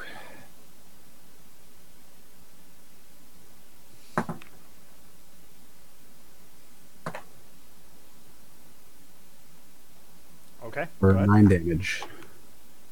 For 9 damage. Yep. I gotta succeed on a Constitution saving throw of 12, or else it's stunned.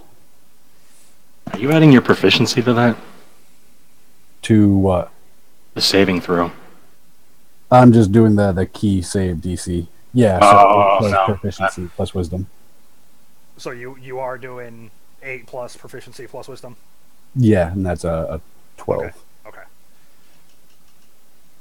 Alright. So, you successfully connect and deal the damage.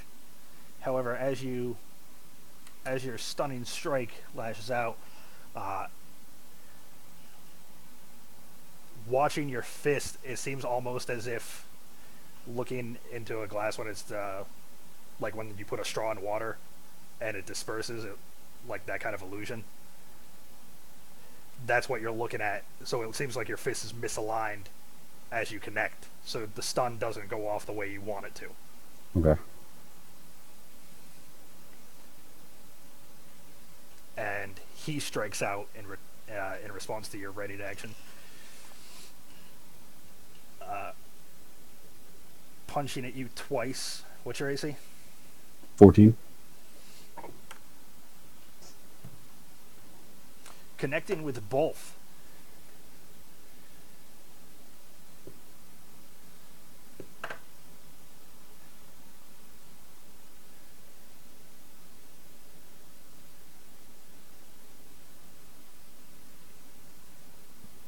For 15 damage.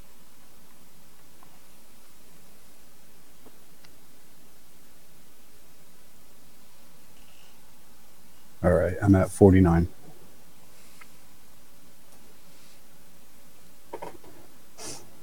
The charred figure, his smile, still evident from his scorched face, mutters a couple words and casts a spell at Wrecked.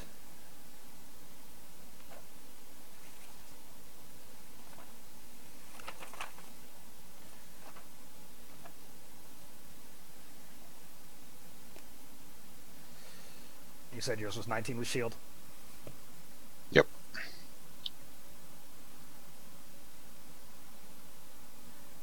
You bring your shield up in time to block the fiery ray. The impact is noticeable, but it doesn't push you back or anything. It's just a strong shock as the fire hits your shield.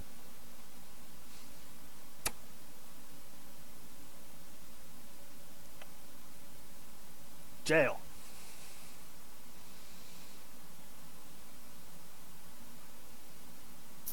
So I'm going to.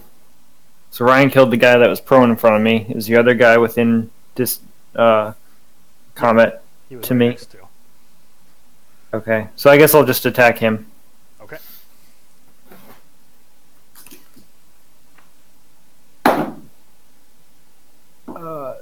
Does a 17 hit? Yes, it do. Oh, actually, I have advantage.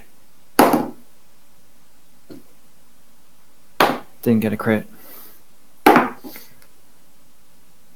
So that's 12 damage, and he has to make a DC of 13 strength, or be knocked prone. All right, you drag him to the ground. Doing pretty well with this knock prone thing tonight, Dave. Nice. How much damage did you deal? 12. 12. Yeah, you've succeeded on both your your drags so far. Get down here. Yep, that's my turn. I'll growl. Okay. Bare my teeth. Baron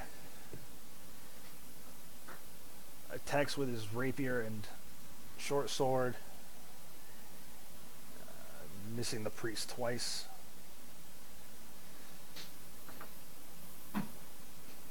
Back to Cade. All right, so what's still active? We have the hurricane that's in front of me. The hurricane that's in front of you. There's one fire priest that's prone next to Jail, and the charred figure that's throwing spells at Wrecked. All right. Who else is within attack range of the hurricane? Jail's nearby, but not focused on him. Okay. You're 10 feet away from Jail, and the other priest. I'll save my cheat. I'm just gonna do a regular attack and then my extra. So, first one, 13. Does that hit? And you're attacking the hurricane? Yeah. 13 does not hit. Okay. Second one's a 9. Nothing hits. Yep, you missed two both unarmed strikes. Yeah, I'm done. Okay. Fulgrim.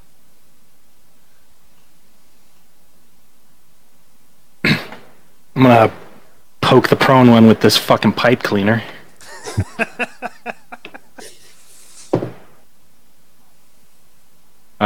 22. Hit.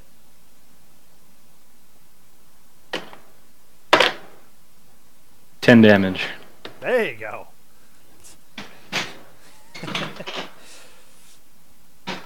Alright, you bring your short sword down into its neck, piercing its jugular and cutting through. It stays prone. It's dead. Blood pools out on the sand. Dirt below. A lot more satisfying when things die on their feet. And I end my turn. I like it.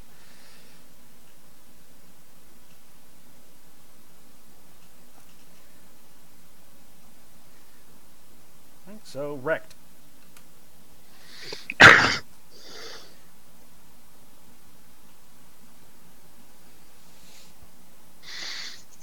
Alright. So, prone flame skull dead, other flame skull dead. Other flame dead, yes. So the only two that are up are the hurricane and the charred. And are they attacking each other? The hurricane is in combat with Cade slightly behind you, about 10 feet, and the charred figure is 20 feet ahead of you, slinging spells at you. Alright, I will close the gap. And attack. Okay. First attack is a 25. Hit. Second attack is a 15. Ooh, miss. Okay.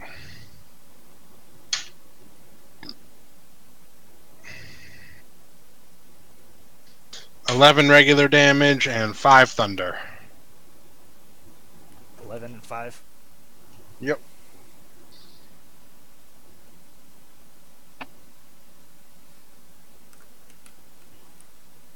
Alright. It sounds like a satisfying crunch when you bring Iron Fang into his smoldering body, but you don't notice any visible damage. It doesn't look like any part of him has changed. Okay.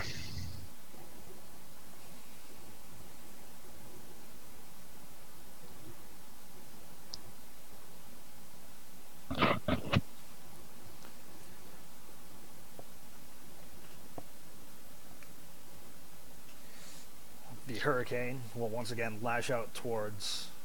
Oh, I'm sorry. That was at the end of your turn?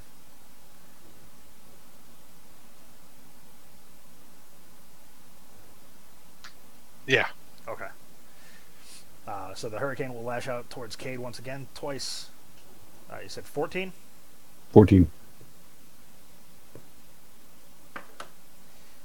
Connecting once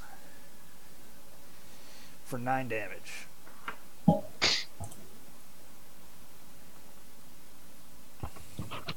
As he snarls at you.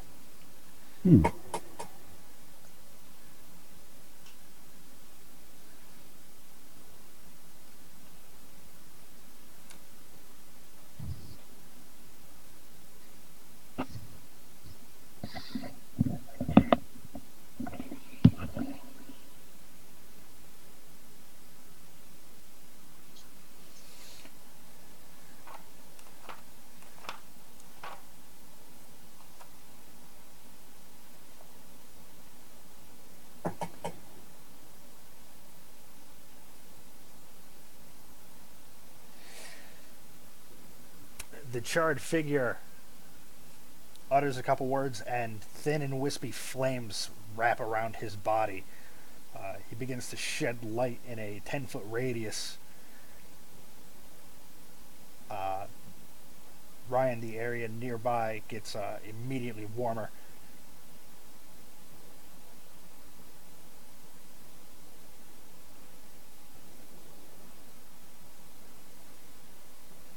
And he attacks you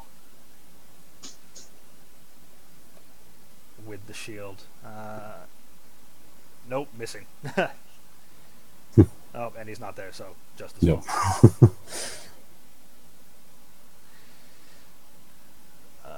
So, jail's turn now.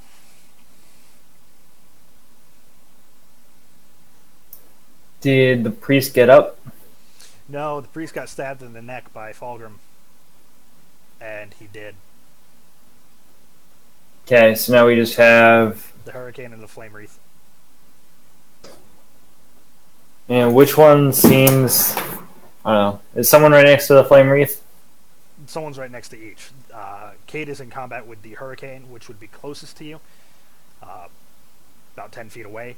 20 feet away would be wrecked in combat with the flame wreath. They both look decently injured. Okay, I'll go attack the hurricane. Breck would get upset if someone helped him with the kill.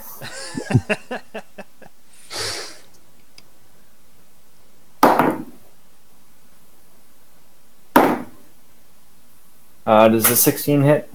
Yes. Sweet.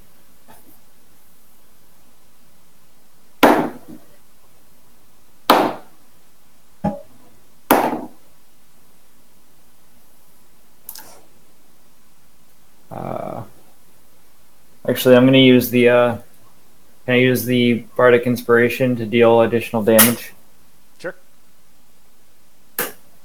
D8. Yeah.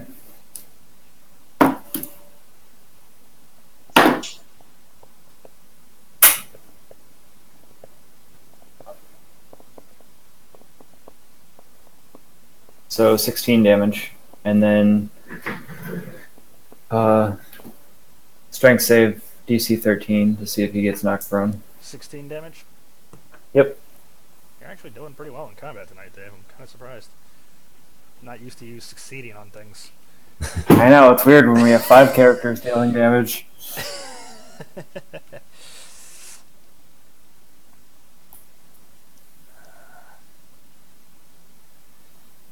And this one also fails your fucking DC. So you pull the hurricane to the goddamn ground. Son of a bitch. Is it still directly in front of me on the ground? It's still directly in front of you, but he's on the ground. And now you have advantage. Oh, Dave's actually doing something in combat for the first time in his life, I feel. it's wonderful. He's succeeding on everything.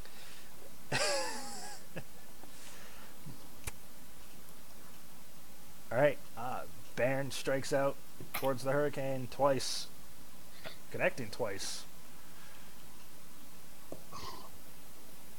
Oh, for not a lot of damage, though.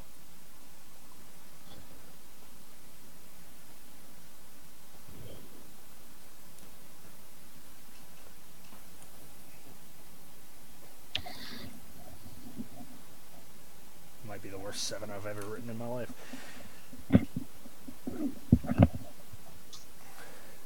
Cade. Alright.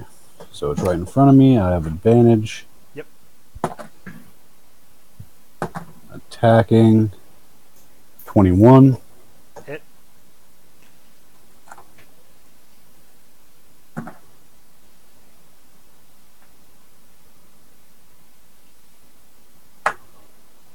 That will be 11 damage. Okay. I'll do my second attack.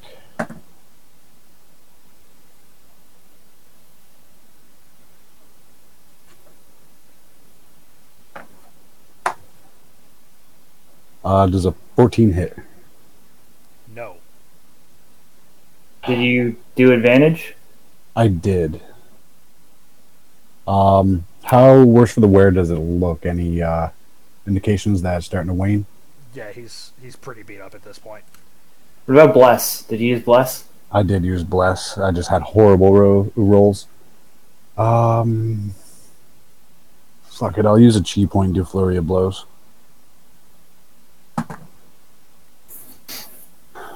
All right, that's an 18 Hit. and a 20, not natural. Also hit.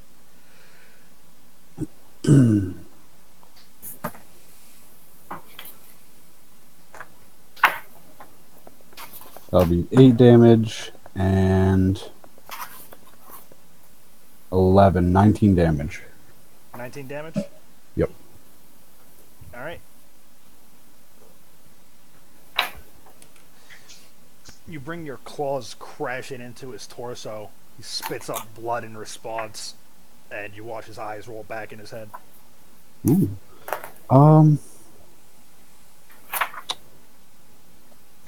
So where is the charred figure in relation to this? Do I have a straight shot to him? Like, is anything in my way?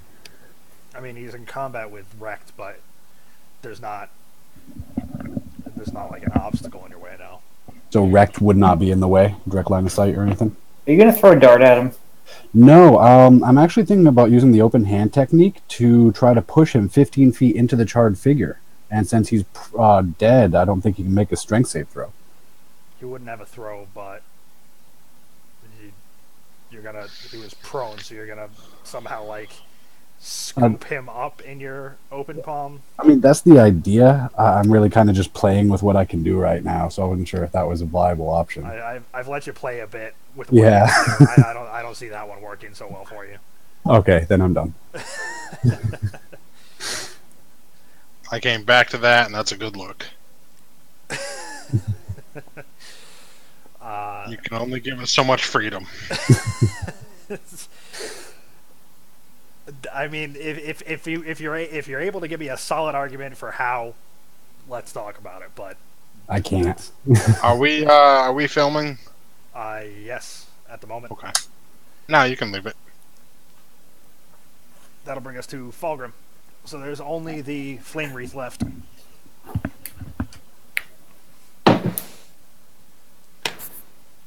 Has anyone ever gotten hit yet? I did by a fucking dart. Cade got hit by a dart. And, Oh, no, jail. Sorry, Jail got hit by a dart that Cade threw, is what I meant. And Cade got hit a couple times. Yeah, I'm down 24 points right now. But other than that, no. I haven't rolled well enough to fucking damage any of you.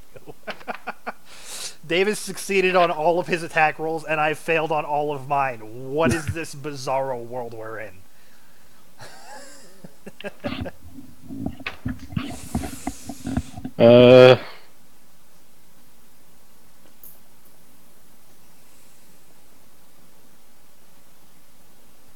Yeah, I'll walk up to Cade and heal him. Oh. Second level, cure wounds.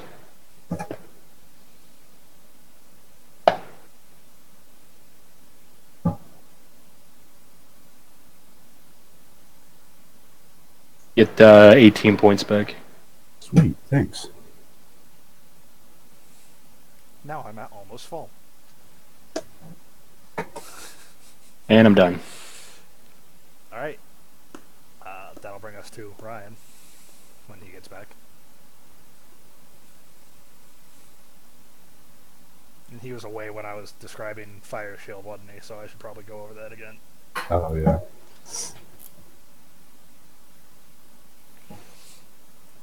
So, Ryan, it is your turn, and I believe you were away when I had the Flame Wreath cast his spell.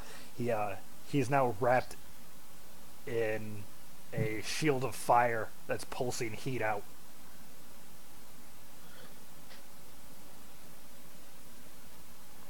Okay.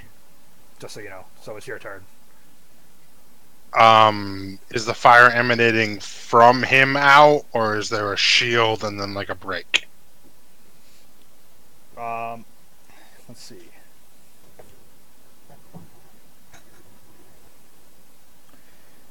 Thin and wispy flames wreath your body for the duration.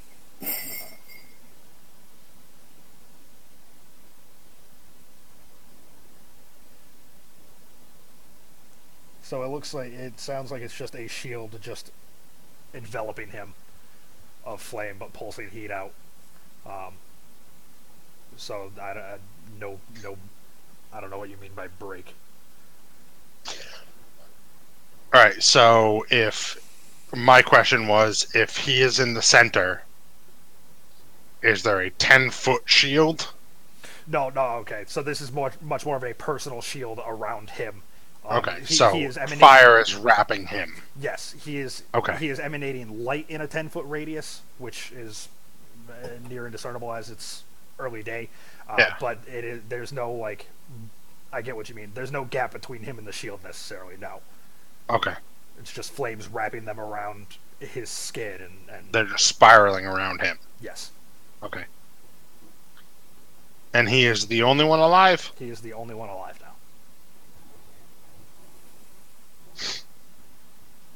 I did stuff.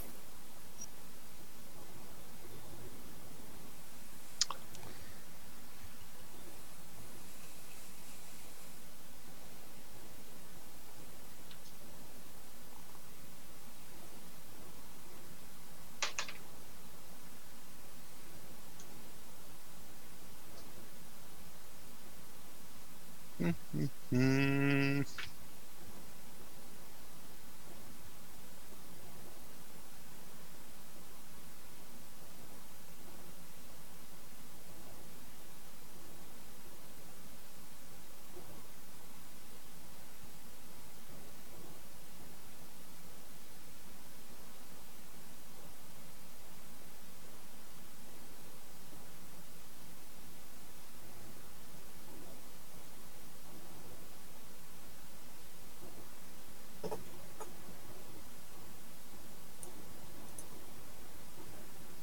What does Shatter do on Iron Fang? It says 3 times per day I can do it. It's just the spell Shatter that you can cast. It's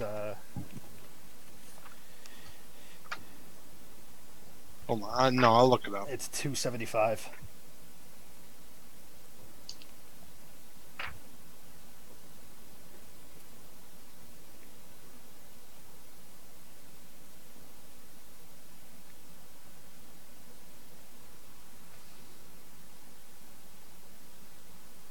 Is there anyone around him? Right now, you are the only one nearby. But I'm not 10 feet near him. Oh, yes, I am.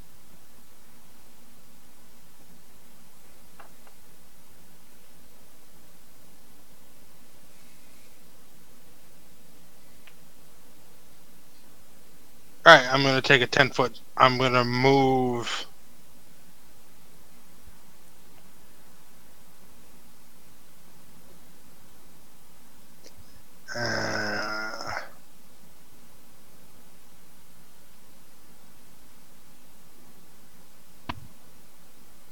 Fuck it, I'm attacking.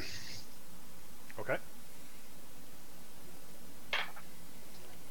First attack is a 19. Hit. Second attack is a 20.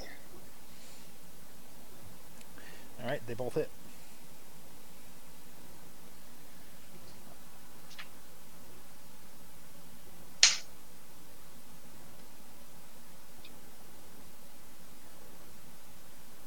.22 regular damage and 13 thunder. All right, as you bring Iron Fang down, crashing into him, the shield explodes outward towards you as well. You take 9 fire damage. Okay.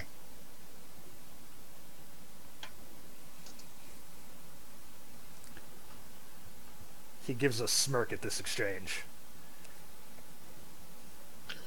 Is the shield still around him? Yes. Okay.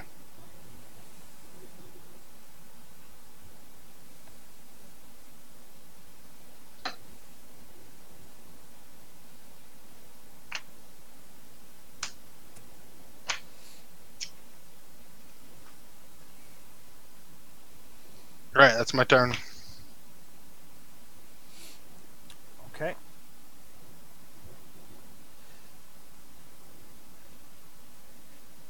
He responds by firing a bolt at you. Missing just narrowly.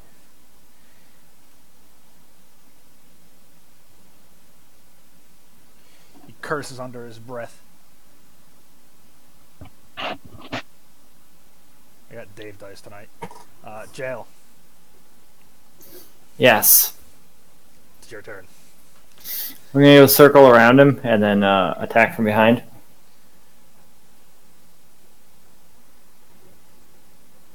With my...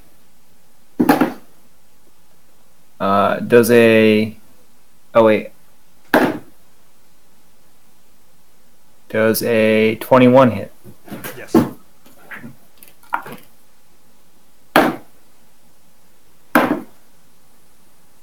Uh, 8 damage, and then he has to DC, blah, blah, blah. DC 13, strength, Yeah. or be knocked prone.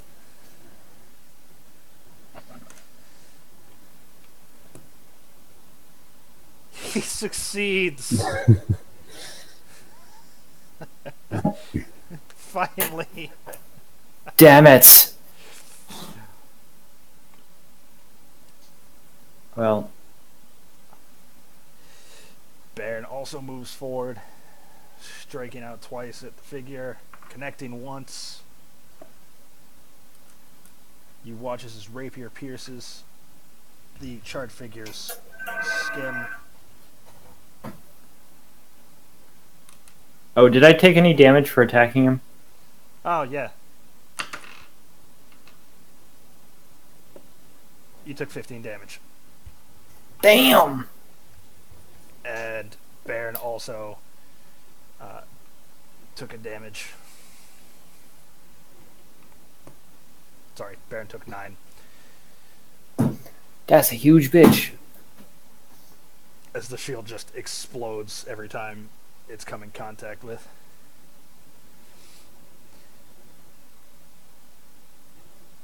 Bringing us to Cade. Now, is this an AoE explosion, or just, to whoever directly attacked him? It's to whoever strikes him at that moment. Okay.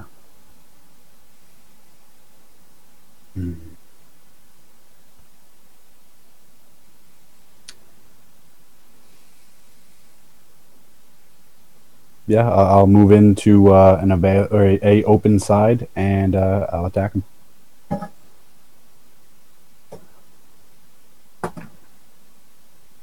Does a 14 hit? I don't think it does it? 14 does not. Okay. Second attack. Wait, am I flanking? Yes. Oh, so I get advantage? Alright, well then that first one, if I can put that advantage to that would be 19. Hit. Alright.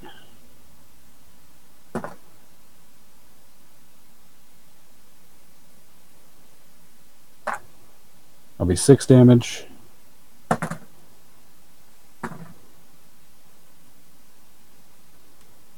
Second attack would be 11.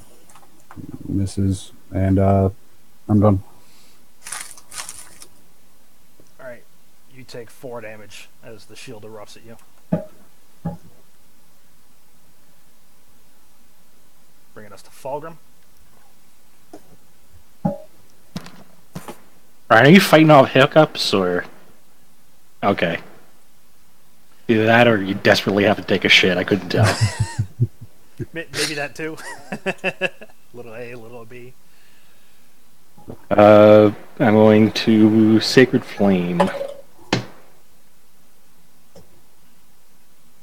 That is 15. I'm going to use my Bardic Inspiration dice on that.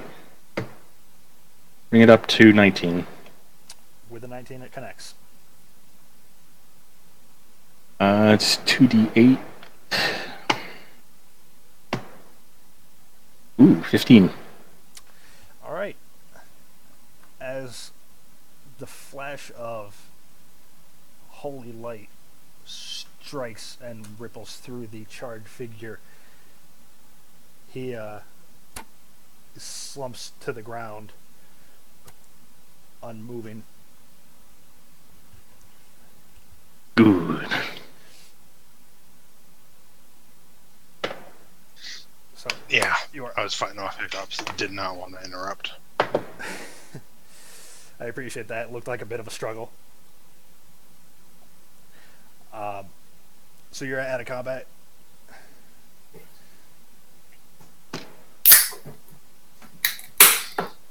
All right, who needs a little pick me up?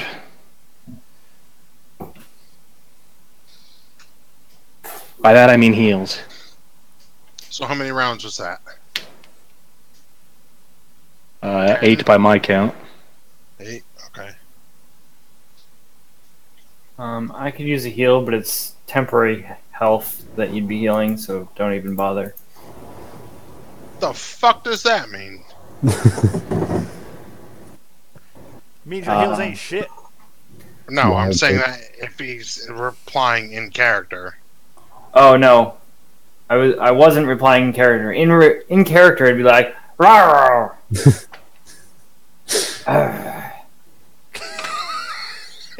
that better? Yes. Come on, we know from Lawrence that this is all in character. Keep it in character. Speaking of Lawrence, give me a perception check, everyone. Trash.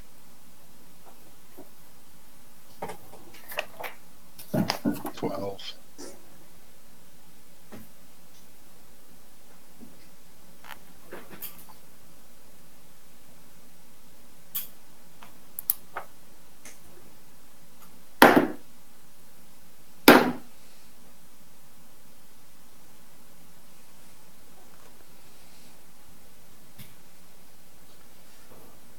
Wow, you guys are killing it with that perception right there. Precision. I don't know what I just did. My foot's asleep. Pins and needles.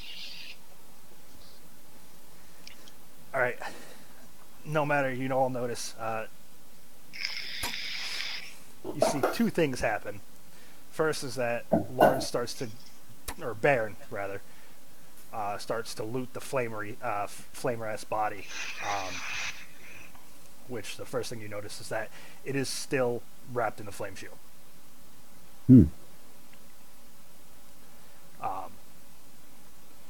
But it doesn't seem to harm Baron's search at all.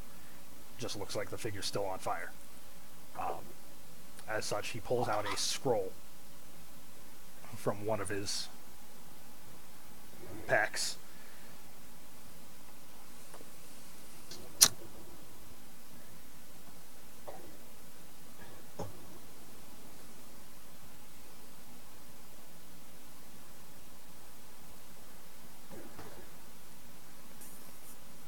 So you see the figure's still on fire, and Baron found a scroll. So I'm assuming we defeated the Scorch figure? Yeah. All right. Well, with that over, it might be late for this, but I'm going to rush to jail and say, Jail, I'm so sorry. I overstepped my skill set. I'm going to hold out a healing or a potion of healing and say, I can give you this if you'd like, with a very remorseful look on my face. The dart is still sticking out of your back.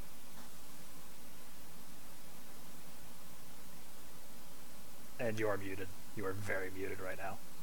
I'm going to point the dart that's still sticking out of my back towards Cade. Oh, of course. I'm so sorry, and I'll try my best to pull it out gently. It's like a band-aid. Rip that shit off. I mean, at least it's not an arrow. You're not trying to pull the barb back, so... Yeah. And then I will heal myself.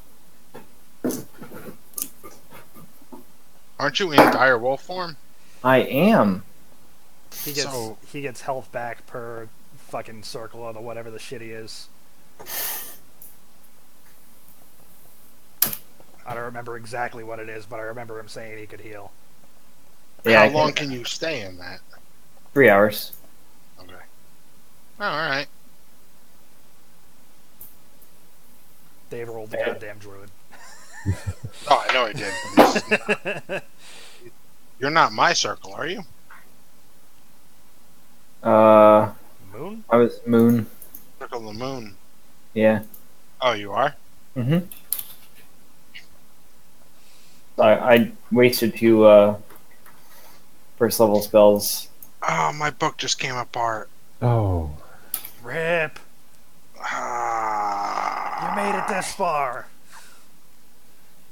It's okay, ask Wes for his. He's not using it. Ooh. What pristine in the plastic, Yeah, right. mint condition. Opened once. I have like maybe 5 pages that aren't out of the binding. Yeah, this is going to hell real quick. Yeah, now it's gone. From the table of contents to Rogue is missing in mine. mine's still solid, but And at this point, I'm just thankful that Chris sends the PDF for fucking everything. Yeah. I have 7 pages still alive and kicking it on mine. I never knew combat wild shape. I've never used that on Badger. is he high enough level for that though? Druid level? Yeah, he's second level. I think you need to be like 3rd, don't you? No, Oh, okay. when you choose Circle of the Moon, second level, Oh, okay. 1d8 hit points per level. Yeah, I mean it's kind of a shitty heal because it's only 1d8 hit point per spell, but per spell level rather. Yeah, but that's All right, just so, cause. Like, that's great. so you can't Yeah, cast just- Speak with Plants this time. Oh, I still can. Actually, I don't Like, think I took that. there's no limitation to that. Yeah, I mean you only have so many spell slots though. Yeah, but You're right. It's a lot of healing. it's a lot of healing without having to shift out. Just like, hey, by the way, Yep. Like I have one. Yeah, it's a lot of healing. fuck. I'm mad I never saw that. I never saw that. Dude, imagine the character that Badger would be if you had seen that and if you were able to roll range damage. The way I would you just should be have in Badger form all the time.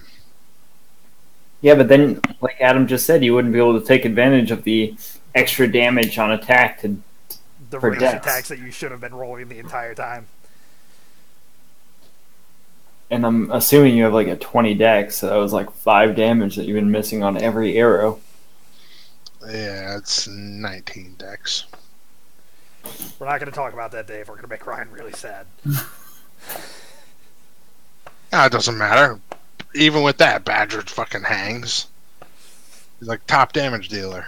You definitely fuck shit up, even with having gimped rolls that you shouldn't have had for the entirety of the character. I believe I have that mantle, Sir Rye. Yeah, it's true.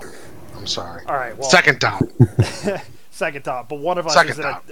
one of these characters isn't a child killer. Still damage. When you napalm a town of children, though, Hey, Still Blend damage. Dave, he convinced me.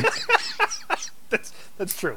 It was like, they're all evil, and we were like, nah. Alright, moving on. Moral ramifications be damned. All right, so you're all out of combat. So if you got anything to do, go ahead. Otherwise, I'm going to progress with the next thing I have coming. Looting. Mm-hmm. All right. Through the various bodies, you're able to find, hey, about 200 gold.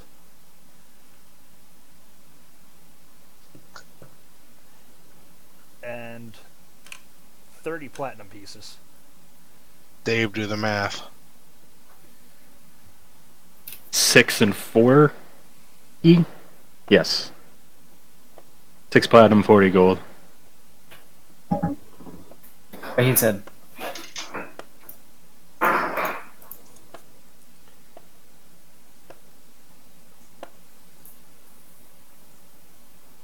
I'm assuming someone's just gonna hold on to that until I shift out, right? Just put it on your character. Count Not it gonna out be as a that wolf. fucking- Just one coin with your mouth at a time. Yeah, I'm just gonna eat all of it. Yeah, just put it on your character so that you know you have it. On the hurricane, you find 2 scrolls. And I already said that Baron found a scroll. As you're all doing the looting, give me another perception.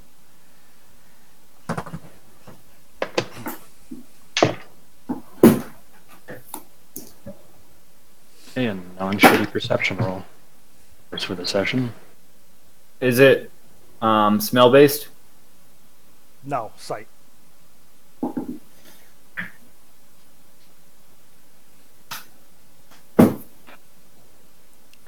Alright.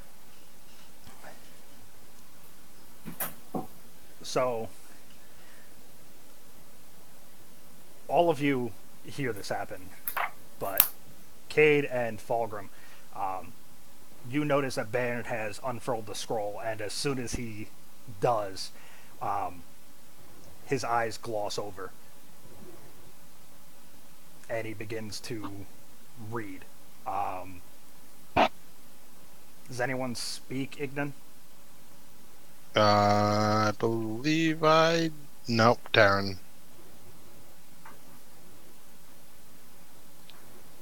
Alright, so he begins to speak in a language you don't understand. And after finishing the passage, you see him briefly come back to his senses, and there's an explosion of fire from his area. Everybody give me a dex if you're near him. Which is everybody, right? Yeah, he was right near all of you. It's a dex. Yeah.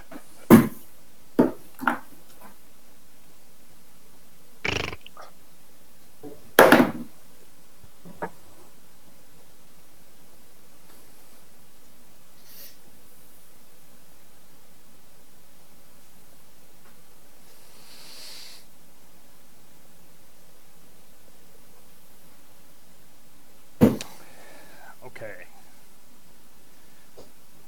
Is that blessing still in effect, actually? There were 2 rounds left, so It, has 12 seconds occurred since the end of combat? since the end of combat, yes, 12 seconds Okay. over fast. Oh, so that's advantage. No, the bless is off. It's a non-factor. Oh, okay. It would have been just 1d4, not advantage. Alright. So, everybody but Wrecked, you're able to dive to the side and avoid any damage. Wrecked, you take 24 fire as you're just enveloped by whatever just happened. When the fire and smoke clears, Baron has vanished. Oh, shit. The scroll that he was holding is in tatters and burning, falling to the ground.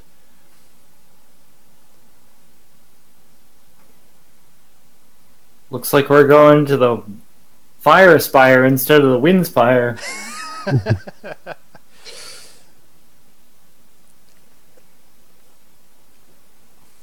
Fuck do you do?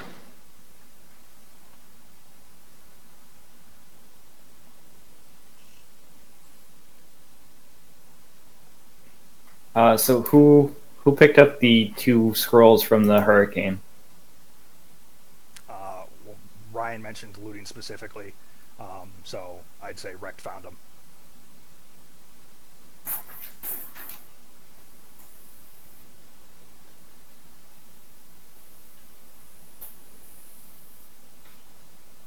I approach the party as looting has stopped and Baron is gone. What happened? Guess it's as good as mine. You read from that scroll and then poof.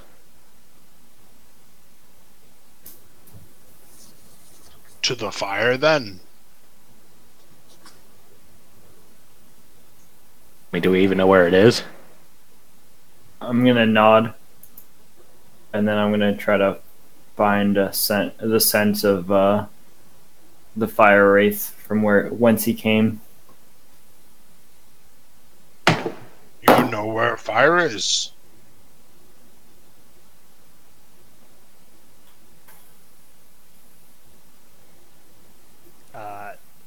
Out of character, I don't believe any of you, or well, in character, I don't believe any of you have gotten knowledge as to the location of any of the fire cultists' whereabouts, short of running into a couple scattered throughout.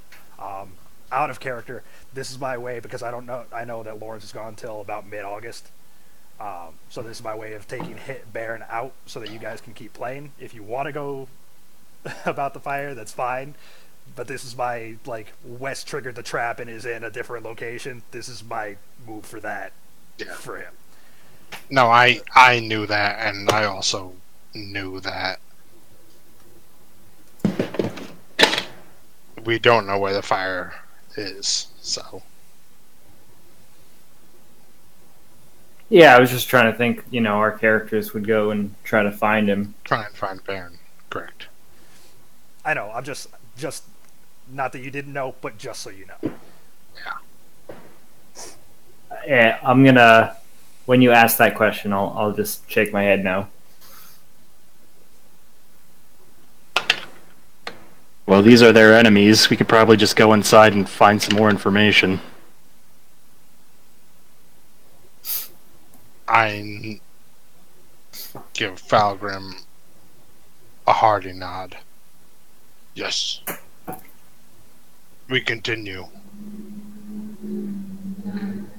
Their enemies are our enemies. We'll find Baron.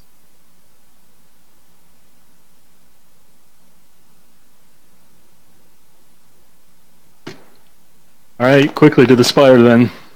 I'm gonna walk towards it. Yep, keep moving. Alright. Put that down for now.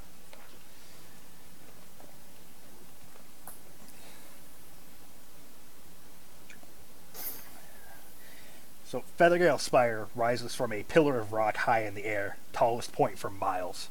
Built from white limestone and embellished in marble, it resembles a gleaming sword piercing the sky. The gatehouse faces the opposite cliff, the drawbridge in front of you appearing to be the only point of entry. Tall, wide windows encompass the bottom level of the tower, absent only upon the gatehouse side. A circle of open stalls rings the tower's foundation where it meets the rock. Above each stall, the sculpture of a hippogriff in flight leaps from the tower's base. And beneath the spire to the east is a wide, gusty canyon yawning through the hills. Adam, I hate to break up your mojo, but I need to know from the moment that I didn't take damage until the tail end of combat, how many minutes have transpired. So from the tail end of combat, to here. You said it's every 10 minutes from the ring? Yep. Okay. God damn it, Dave. I did also take damage beforehand. Right. You took damage at the tail end of combat and from the explosion. Well, you said the spire was a couple hours out, right? It was a couple hours out, so you would have healed a good... Alright, healed the full, basically. Yeah, basically. because I mean, it's if it heals every D6. 10 minutes and you're 2 hours away, Yeah, D6 every 10 minutes. All right. unless you roll ones, which I suppose you could do, but I'd just say full, yeah.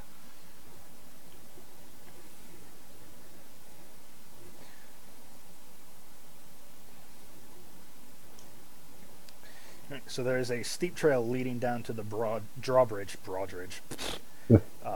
over a moat encircling the keep.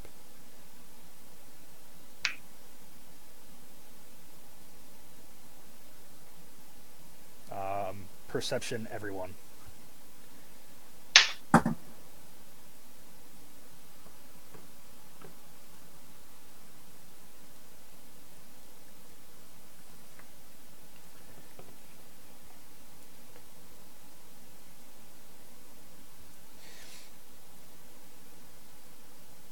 So, All them nat 20s. yeah, all them 20s. Notice from the distance that you're at, there are a couple of knights that you see. They look like they're patrolling the pinnacle of the spire.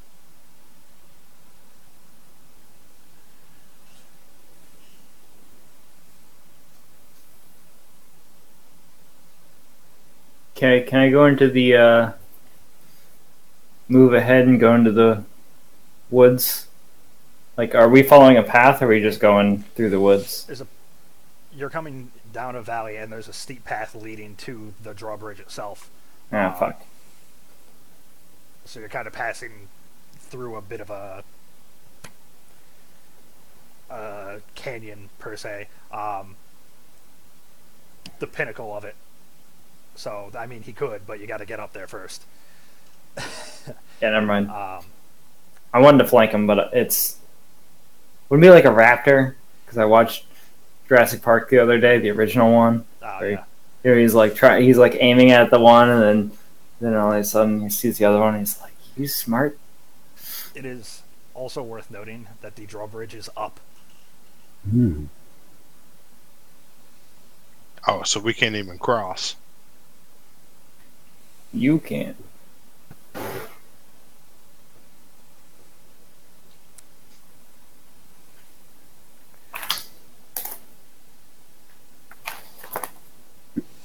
It is a 20-foot gap from the ledge to the closed drawbridge.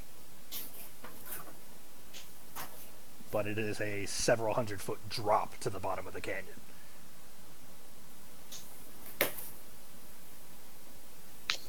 Do I want to re-roll? There is a large brass bell to the side of the like where the drawbridge would latch when it's raised.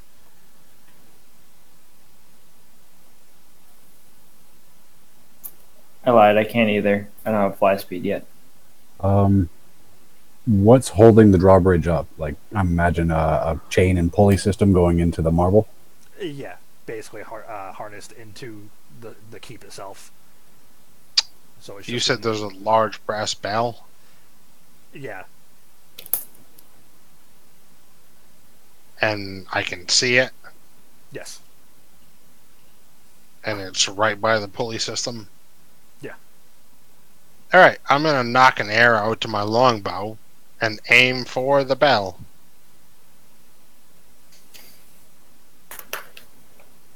Am I rolling an advantage, disadvantage? Neither, just base roll.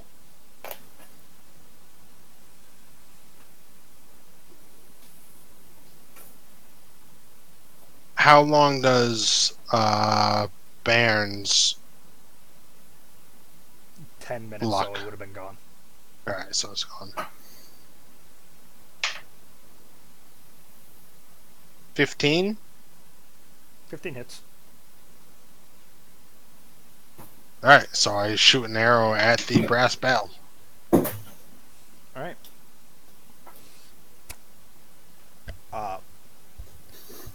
For the sake of sound effects, the sound of your arrow striking the bell rings out like a church bell during the day. loud and cacophonous through the canyon and valley, as opened yet enclosed, as it were. Um, Seems to echo for some time before fading out.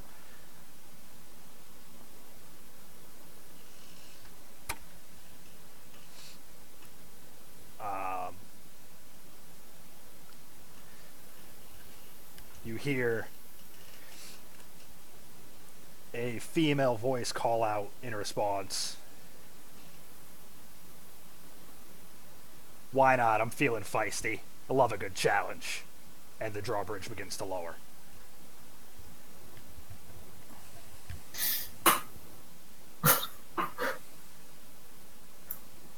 Ominous.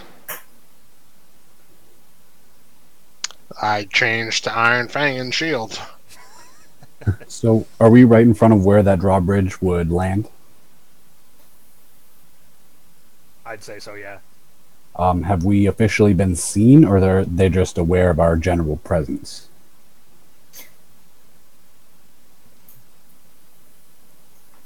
Both. You haven't necessarily been seen by the figures behind where the drawbridge was closed and blocking, for reasons of there was a giant drawbridge there, but they know you're there now. But you also have seen and fought the giant hawks that have been flying around.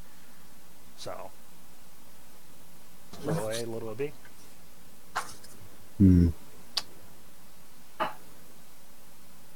All right. A little risky, but I'm going to use my claws. Or what's the ground made of? Right around the drawbridge. Right around the drawbridge? It's Yeah. just...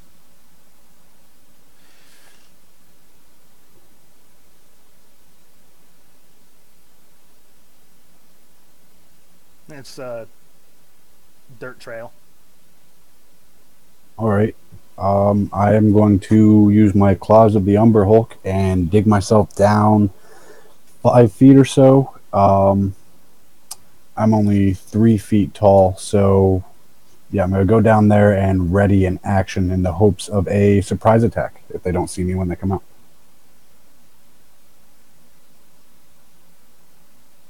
Okay. Did you just burrow? I burrowed. Yeah, he burrowed.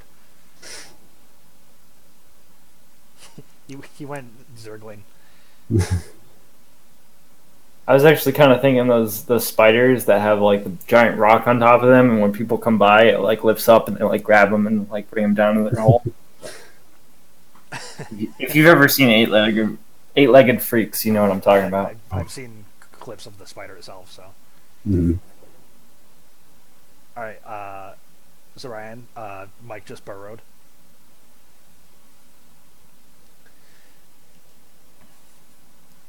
Are we in combat? No, not yet. Drawbridge is still being lowered. He just was taking the opportunity to hide. Yeah, I'm doing it to right next to where the drawbridge, the path of the drawbridge would be. So hopefully I'll come up to the side undetected. That's the idea. Alright, I will stand directly in front of where the drawbridge is being lowered to. Iron Fang and Steel Shield in hand. I follow suit. In stride. Come, Torm will judge. And I smash Iron Fang against my chest.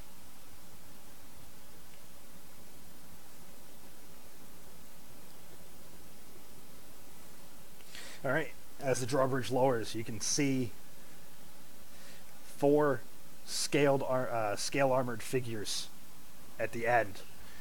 As the drawbridge connects with the ground, they start rushing across the initiative. You said 4? 4.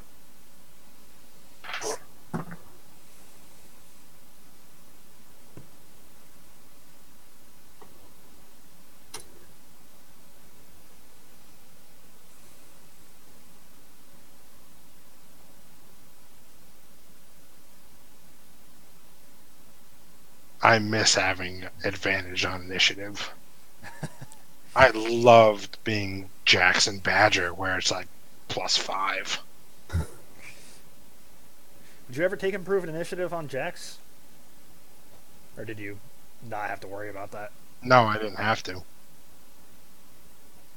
I just didn't know It if you came- did to it get came that like with, double initiative kind of thing. No, it came with the rogue. Oh, you already had it? It's pretty sweet. Yeah, you get it at a certain level, 3 or 4, I think. And if you don't, I did take it. Right.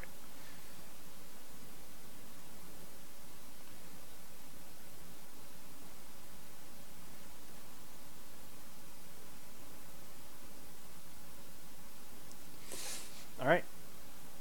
So it's actually Cade's turn first with your little hidey hole as the scale knights come sprinting across. Or start to come across. Have any of them completely crossed the bridge yet? No, they started to, but it's all your axe first. Uh,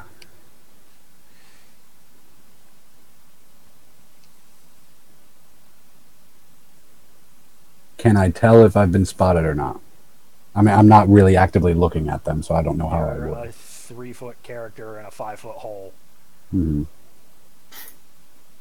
You, Yeah, you hear armored foot hit board, but you wouldn't have any idea if they'd seen you know.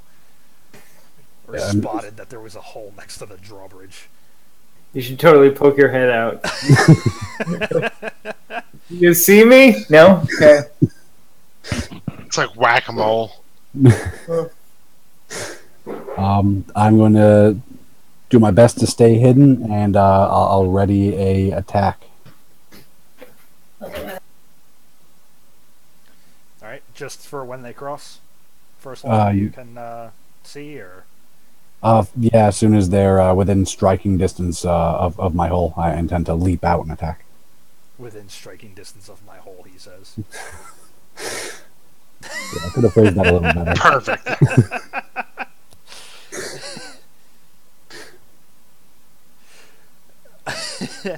Alright. What is actually trying to show us? Lon milk? What the fuck's going on here? Let's see how it is. It is root beer milk. Root beer. That sounds awful. Yeah, it does. Root beer floats are a thing. Yeah. Yes, I understand, but that's ice cream and root beer. Well, I know I'm tired of drinking milk that tastes like milk. So.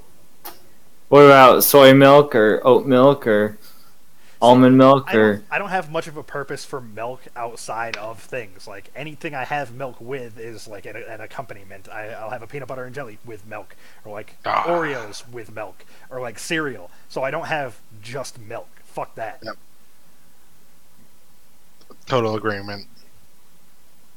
That's why it's so weird buying for Riley, because it's like, we always have to have milk. Like, I have milk when I finish things. That's...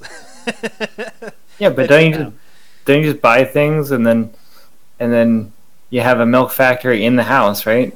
Isn't that how that works? Milk factory. Wow, Dave. 2018. Please tell Mel he called her that.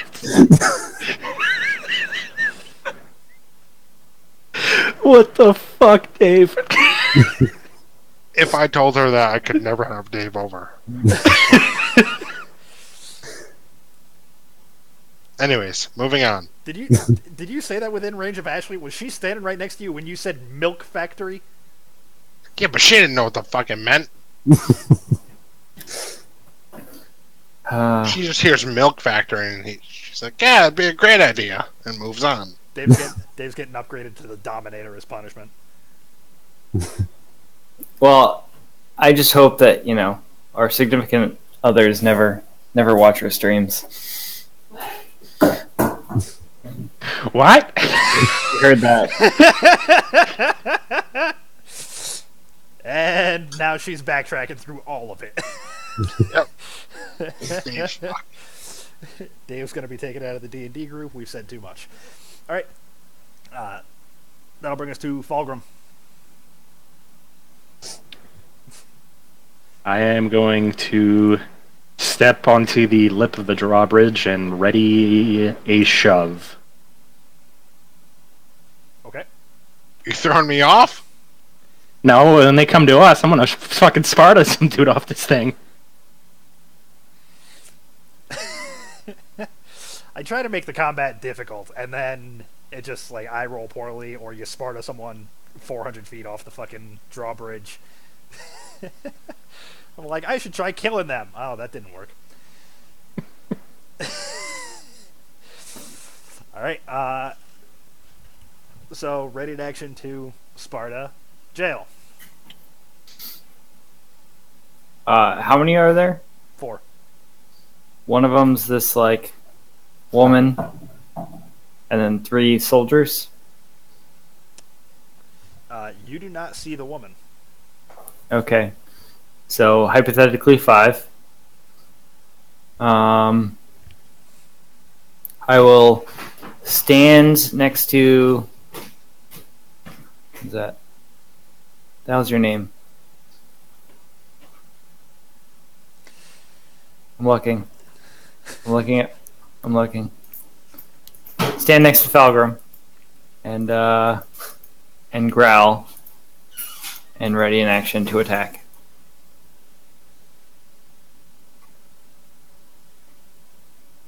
That's my turn.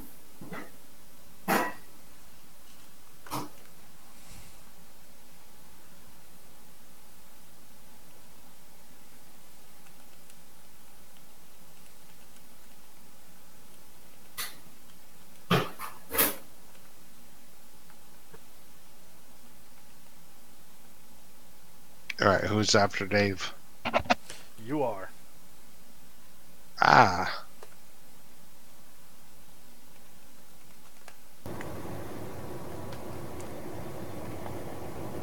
And the drawbridge is still coming down. Drawbridge is down. They are aiming to advance across it. You just all got to act first. I will ready an attack. 2 Spartas and a wolf. Yep. Just standing there, shield at the ready, Iron Fang in hand. And hold on.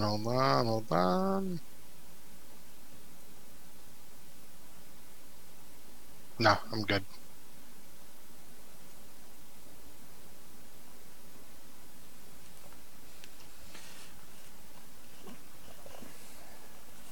All right.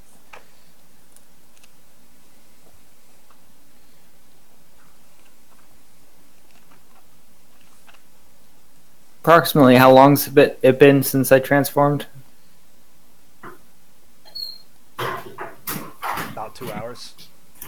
Okay. A little over.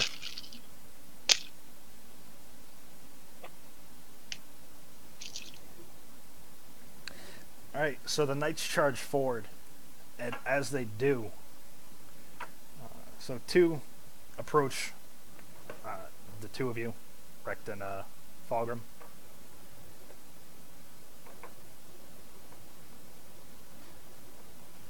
But the 2 behind them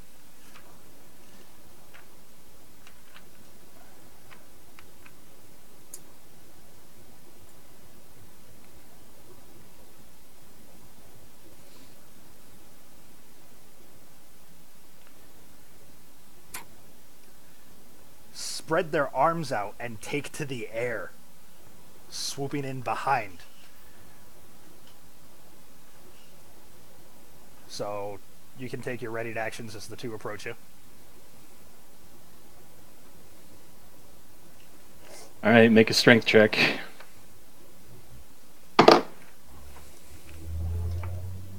Need to beat a 22.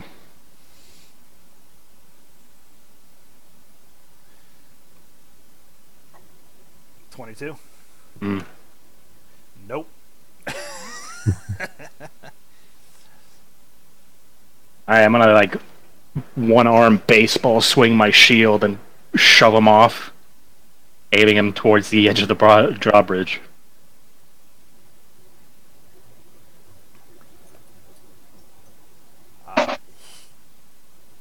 You knock him backwards. He goes into a bit of a roll and starts to fall off the side, but catches himself on the edge.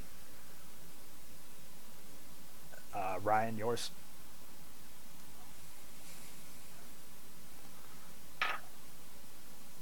I'm using Iron Fang to basically try and do the same. Okay. So 23 to hit. Hits. Do you want 2 attacks? Yeah, give me them both. And 19. Hit as well.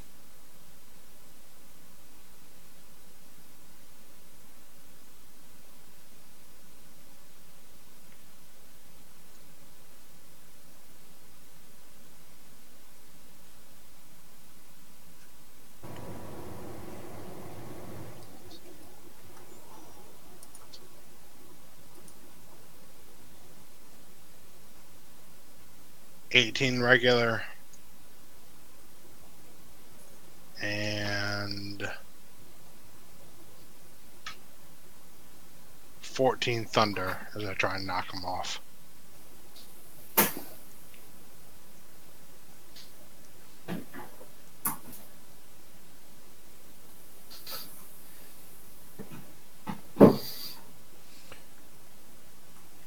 Alright, so as you bring Iron Fang crash it into him, you do a bit of damage to him, obviously, with your first impact. But as the thunder rings out into him, you hear an odd snap. You can't see, but it sounds like something broke. Yeah, he begins to fall off the side. Give me your perception, anybody who wants to see this. I'm in a hole.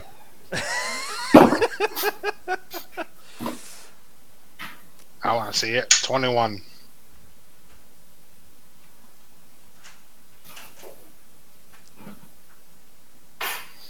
Alright, so only you witness what you just did.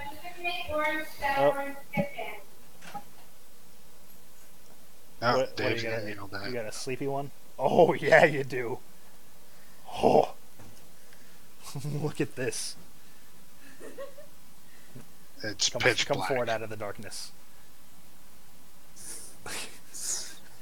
Out cold. It's done. Yep. Sleeping. She walked in, I just saw the head. Yep. Adam, the resemblance is uncanny. Shit happens when you're partying naked. Dave trolling. Again.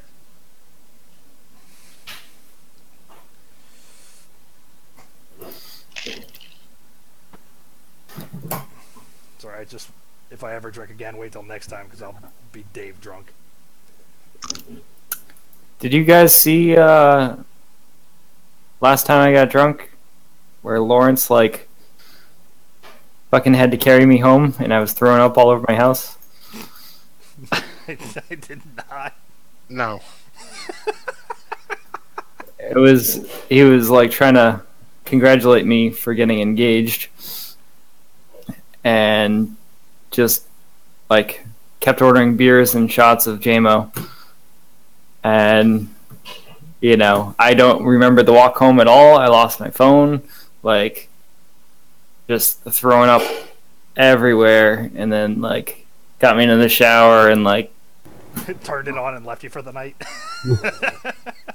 yep, yeah. That would be the appropriate. Yep. Cold water. You'll wake up eventually. No, I was crying like a bitch. I was like, God damn it, that's cold.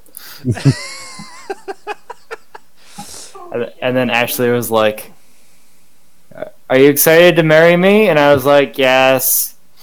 Yes, but I'm in so much pain. No, you went like this. Yeah.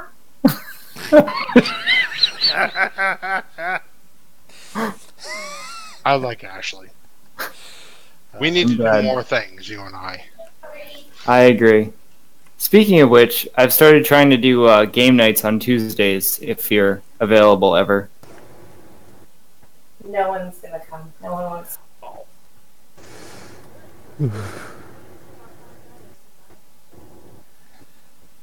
Fuck you and your dreams. Shit, I'm sorry. Okay, I've had one. I completely fucking forgot. It was fun for me. I lost all games, but I still had fun. I'm done now. Where we at, Adam? Alright, so... Reel us back in. Sorry. So what you notice is, as the guard falls, he attempts to throw his arms out and spread the wings like the two that circled behind, but the wings don't come. The crack is the crack that you heard was the component of the suit that would cause the wind to form the webbing between his arms and allow it to fly, being not work anymore.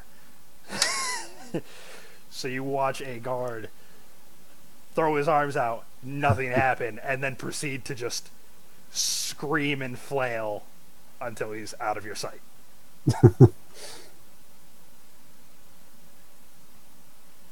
So, success.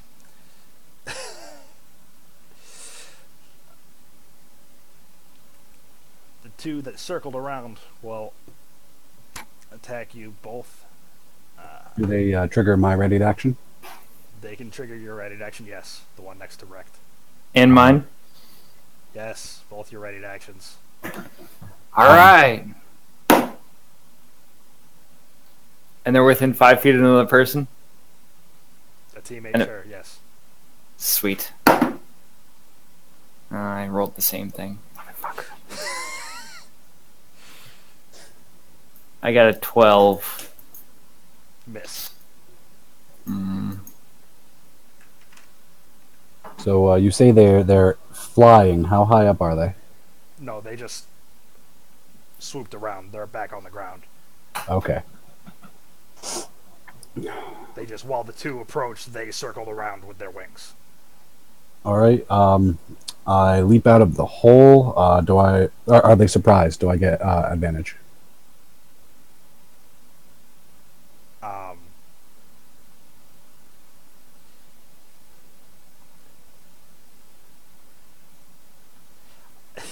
I mean, they're not. It's not like a surprise attack. No. Okay. But Am I flanking in any At way? this point, you would be. I mean, they're attacking. They've attacked them, so you'd be flanking. Yeah. Okay, I'll take it. Aren't you talking? All right, 22. Hit.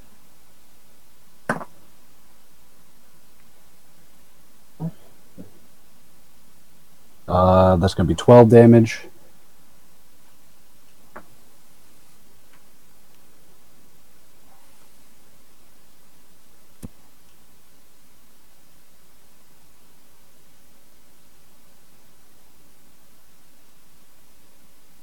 Do I get to use my extra attack on a readied action?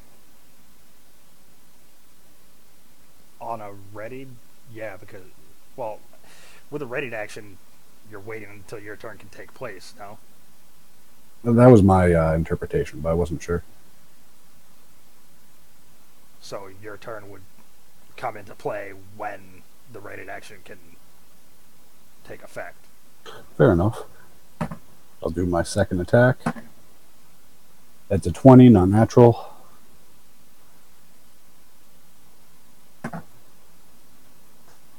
That's going to be for 11 damage. Assuming they're still up, I'll spend a chi point. They are still up.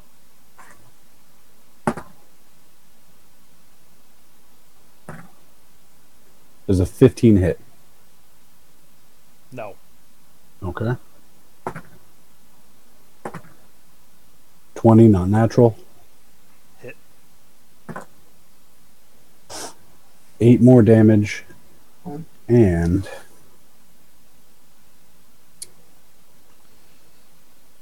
Flat palm prone knock.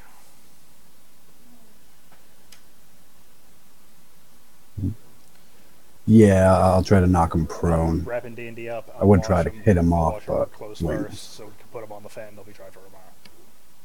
So that's going to be a 12 DC saving throw. Wisdom.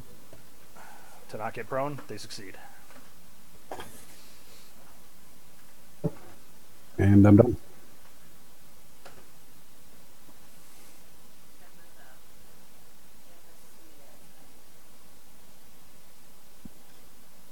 This is apparently exactly steel because hot drinks hot for 12 hours and cold drinks cold for 24 hours. Cool. And a thing. Okay.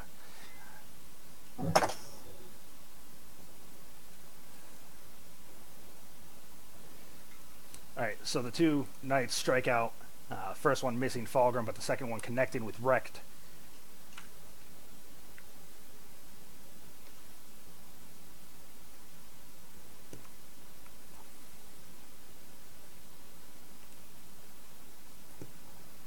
As he brings his sword down, you take 9 damage.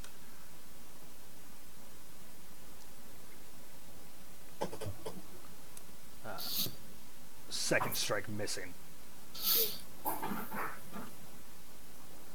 That'll bring us to Fulgrim now.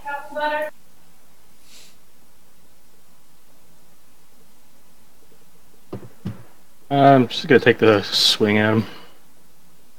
The one you just knocked back? Yeah. Okay. Actually, fuck it. I'll shove him again. Okay. Lowest roll is a 19. 19 to shove. Yep.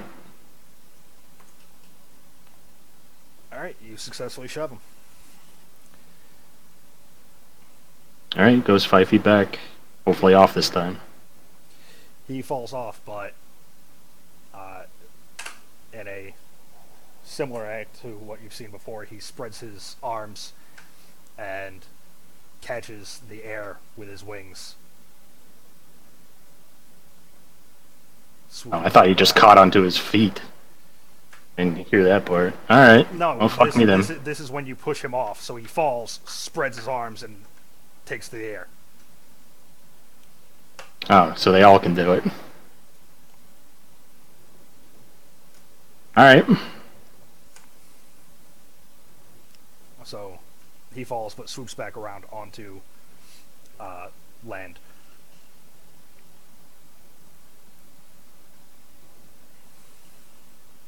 So that'll bring us to jail if you're done. Yep.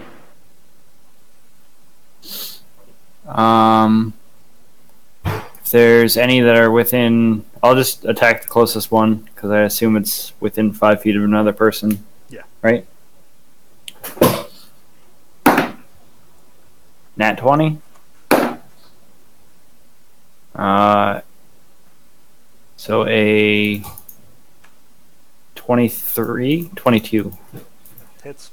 That's correct. Ah, he's rolling crit damage now. Oh yeah. I didn't even think you knew how to do that. First time ever. I have my moments.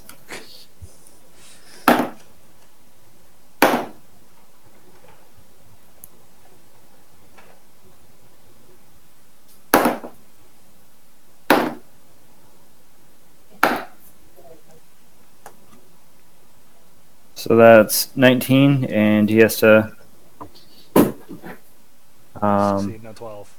exceed DC 13 strength or be knocked prone. Succeeds.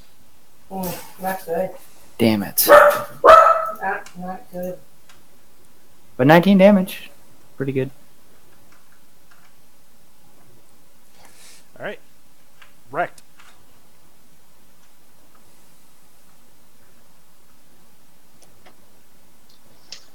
There's one right in front of me, correct? You took out the one in front of you and kicked him off, or knocked him off the side with Iron Fang, but there is one behind you. Alright. So I will turn and attack. I have flanking, correct? Yes. So advantage.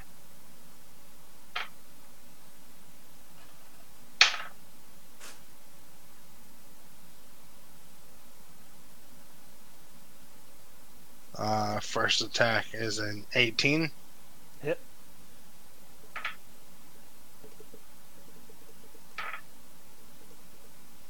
Second attack is a 23. Yeah.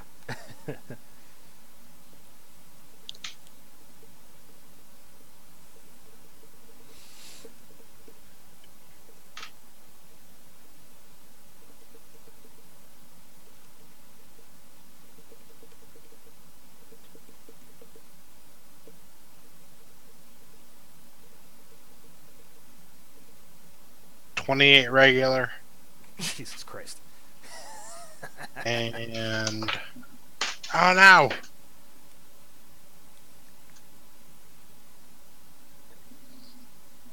10 thunder. Alright.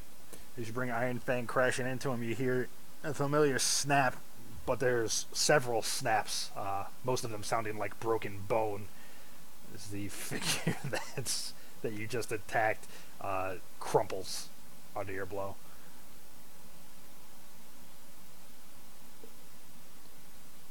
I whisper to Iron Fang. I will continue to feed you.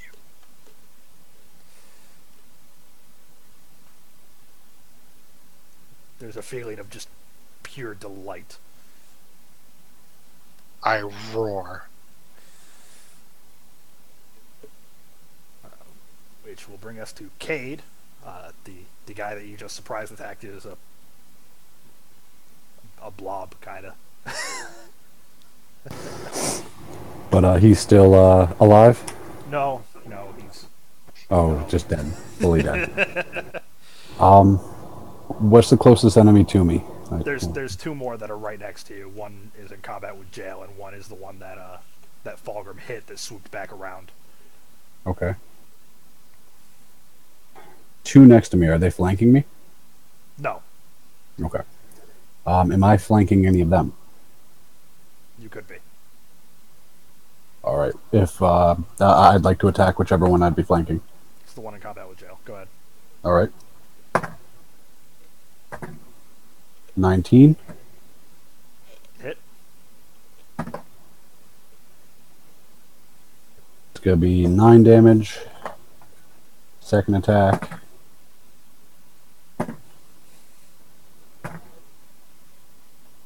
$22 Hit.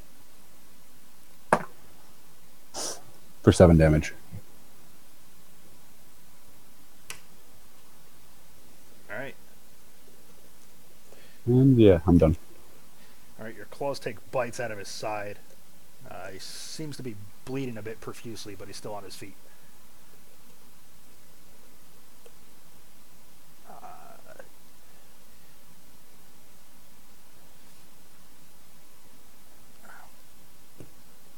The other knight lashes out at Jail, missing with the first, but striking with the second. That's the wrong die, sorry. You're not taking 30 damage. That's better. 7 damage to Jail. And that'll bring us to Fulgrim.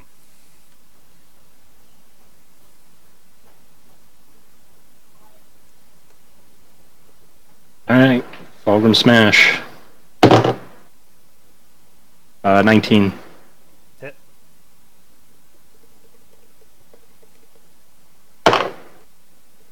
Seven.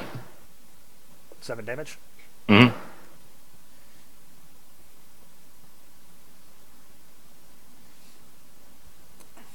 Alright. There is one knight remaining. And it'll be Jail's turn now.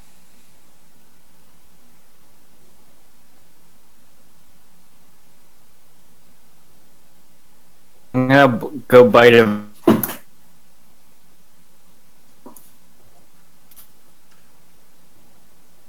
Is that the one is still in front of me?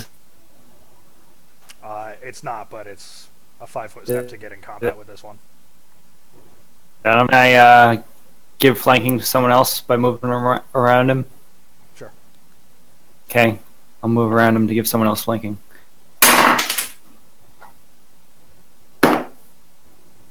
So 21. Hit.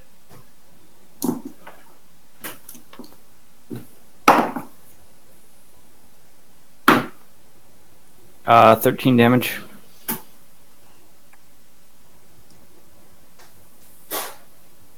Okay. And he succeeds. Fuck, you're prone.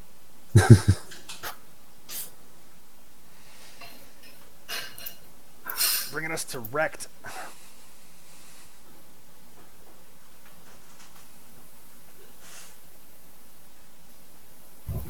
Alright, so I can move to flanking, correct? Yeah, How many are left? just the one. Alright, so I will do that.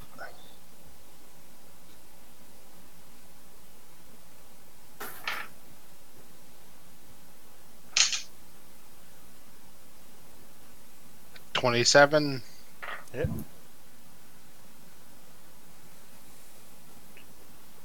and 23. Oh, yeah.